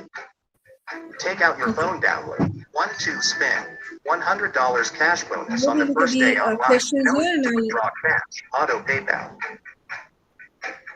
Wow, my PayPal really got $100. Then policies Thank and you. procedures also be determinants of motivation. Definitely, Take out your phone download. 1-2 definitely spin. they can Play be. once. Up to $300 Procedures, cash maybe a little. Francis, could you please mute yourself? Procedures would, to some extent, they can, but policies definitely can definitely have an impact on the motivation levels of people, because HR policies are an indication actually of what the organization believes in.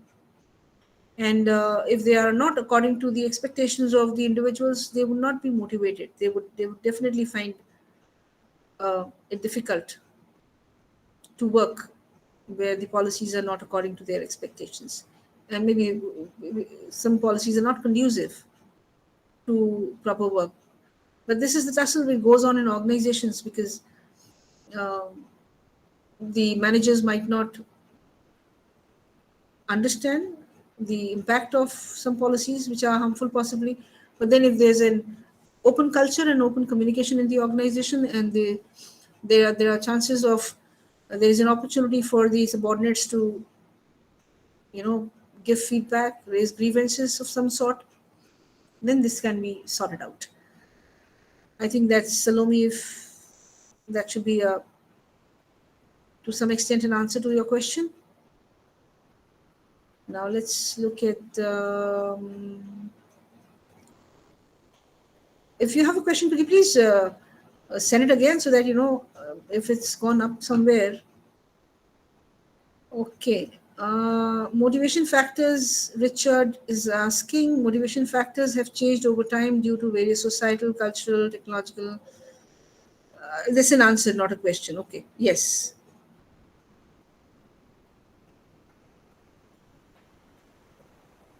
And are these needs in McClellan's inherent or acquired? I'll have to go through the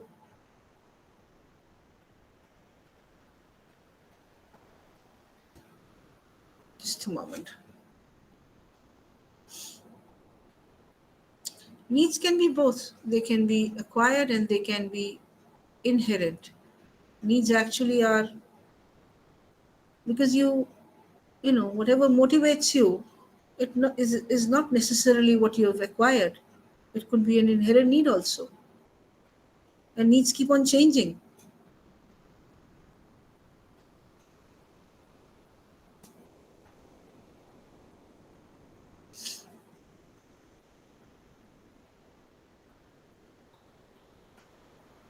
Just give me a second. I need to look because I'll have to look at the name of the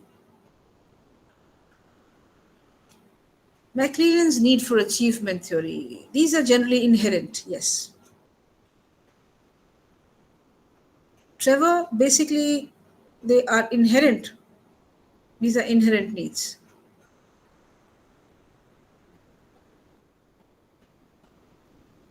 Okay, how do you apply McClellan's theory to the workplace? You have to like the judging the culture of the organization is through observations. The needs in McClellan's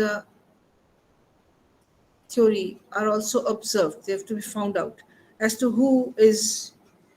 And if you observe people for over a long period of time, you would be in a position to understand what is it that they want.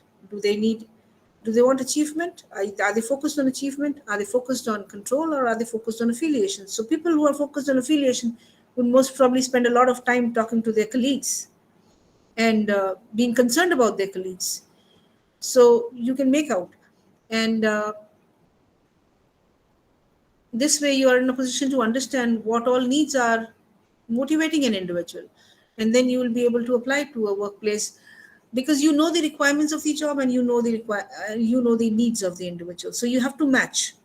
So anyone who is, like we said, anyone whose need for affiliation is greater would be more apt to do a job in a place where they have to be more compassionate, more communicative, more concerned, more sensitive to the requirements of other people.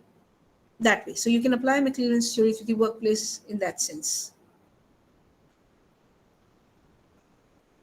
Vroom, that's expectancy. He is going to be promoted. I think that's also an answer.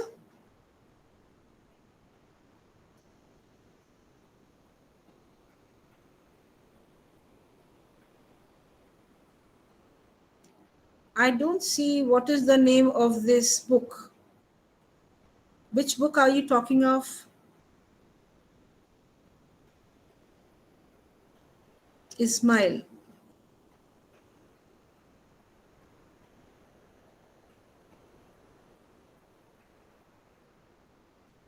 Makaji, the network is okay. I suppose I'm not sure about the others, but I have not heard anyone complaining about the network today. So, or is it a problem at my end? Now nothing can be done because now it's almost over. Okay, so you were talking, you guys were chatting with each other. Not an issue. Socialization process of learning from birth to death. Yes, definitely.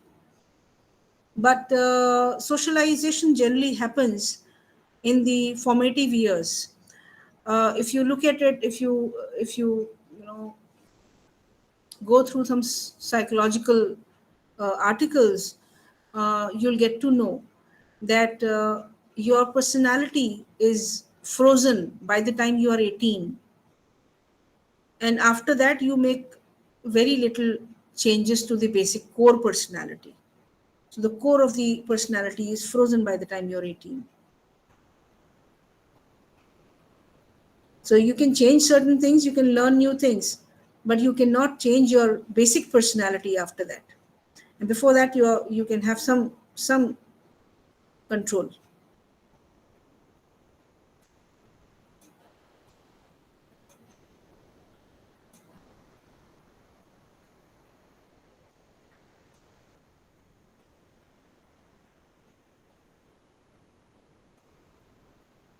Mustafa, I am not taking human resources management. I am taking management functions and organizational processes. The subject is that, but definitely documents, the presentation and the uh, notes you'll get later on, but that will be through the right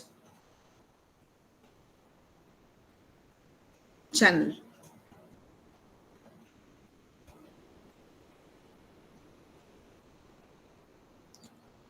Corporate social responsibility is not a must, but it is legally required in some places to spend some part of the profit on it as per law, but it depends on country to country.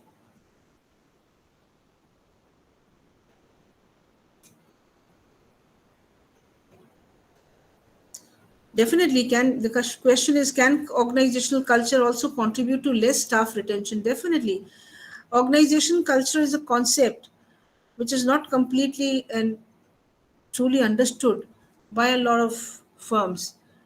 And not many firms actually pay attention to the development of organization, of proper positive organizational culture.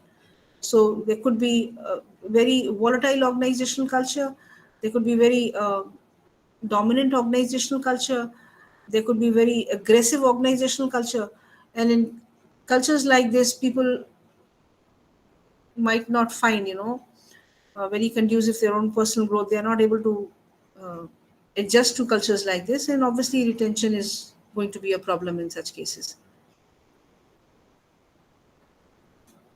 Yes, organizational culture does depend on the style of leadership. Actually, it is, in fact, when we were talking of strengthening of the organizational culture, there was one point that it depends on the leaders. Because, like we said, the starting point of the organizational culture, the formation of the organizational culture is through the top management, the founder. And the whole culture of the organization is the starting point. Again, if you talk about it, is from the mission and the vision of the organization. So it trickles down from the top of the organization.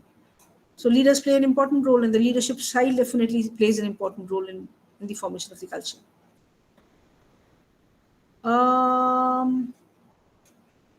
Theory switch, can you please? Okay, that all the content is already coming.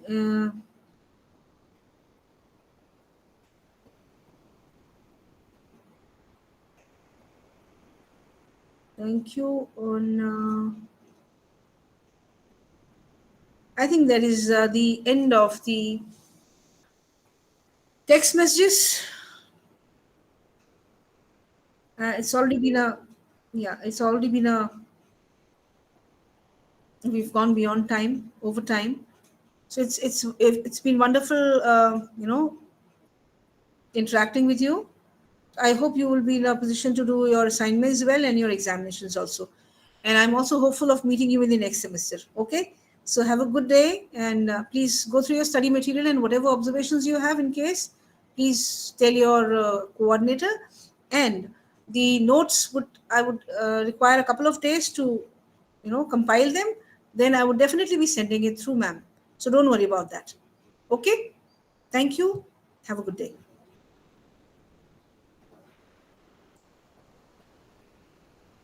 Thank you.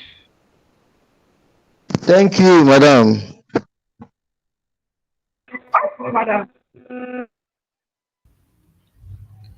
Thank you, madam. It's been a wonderful lecture.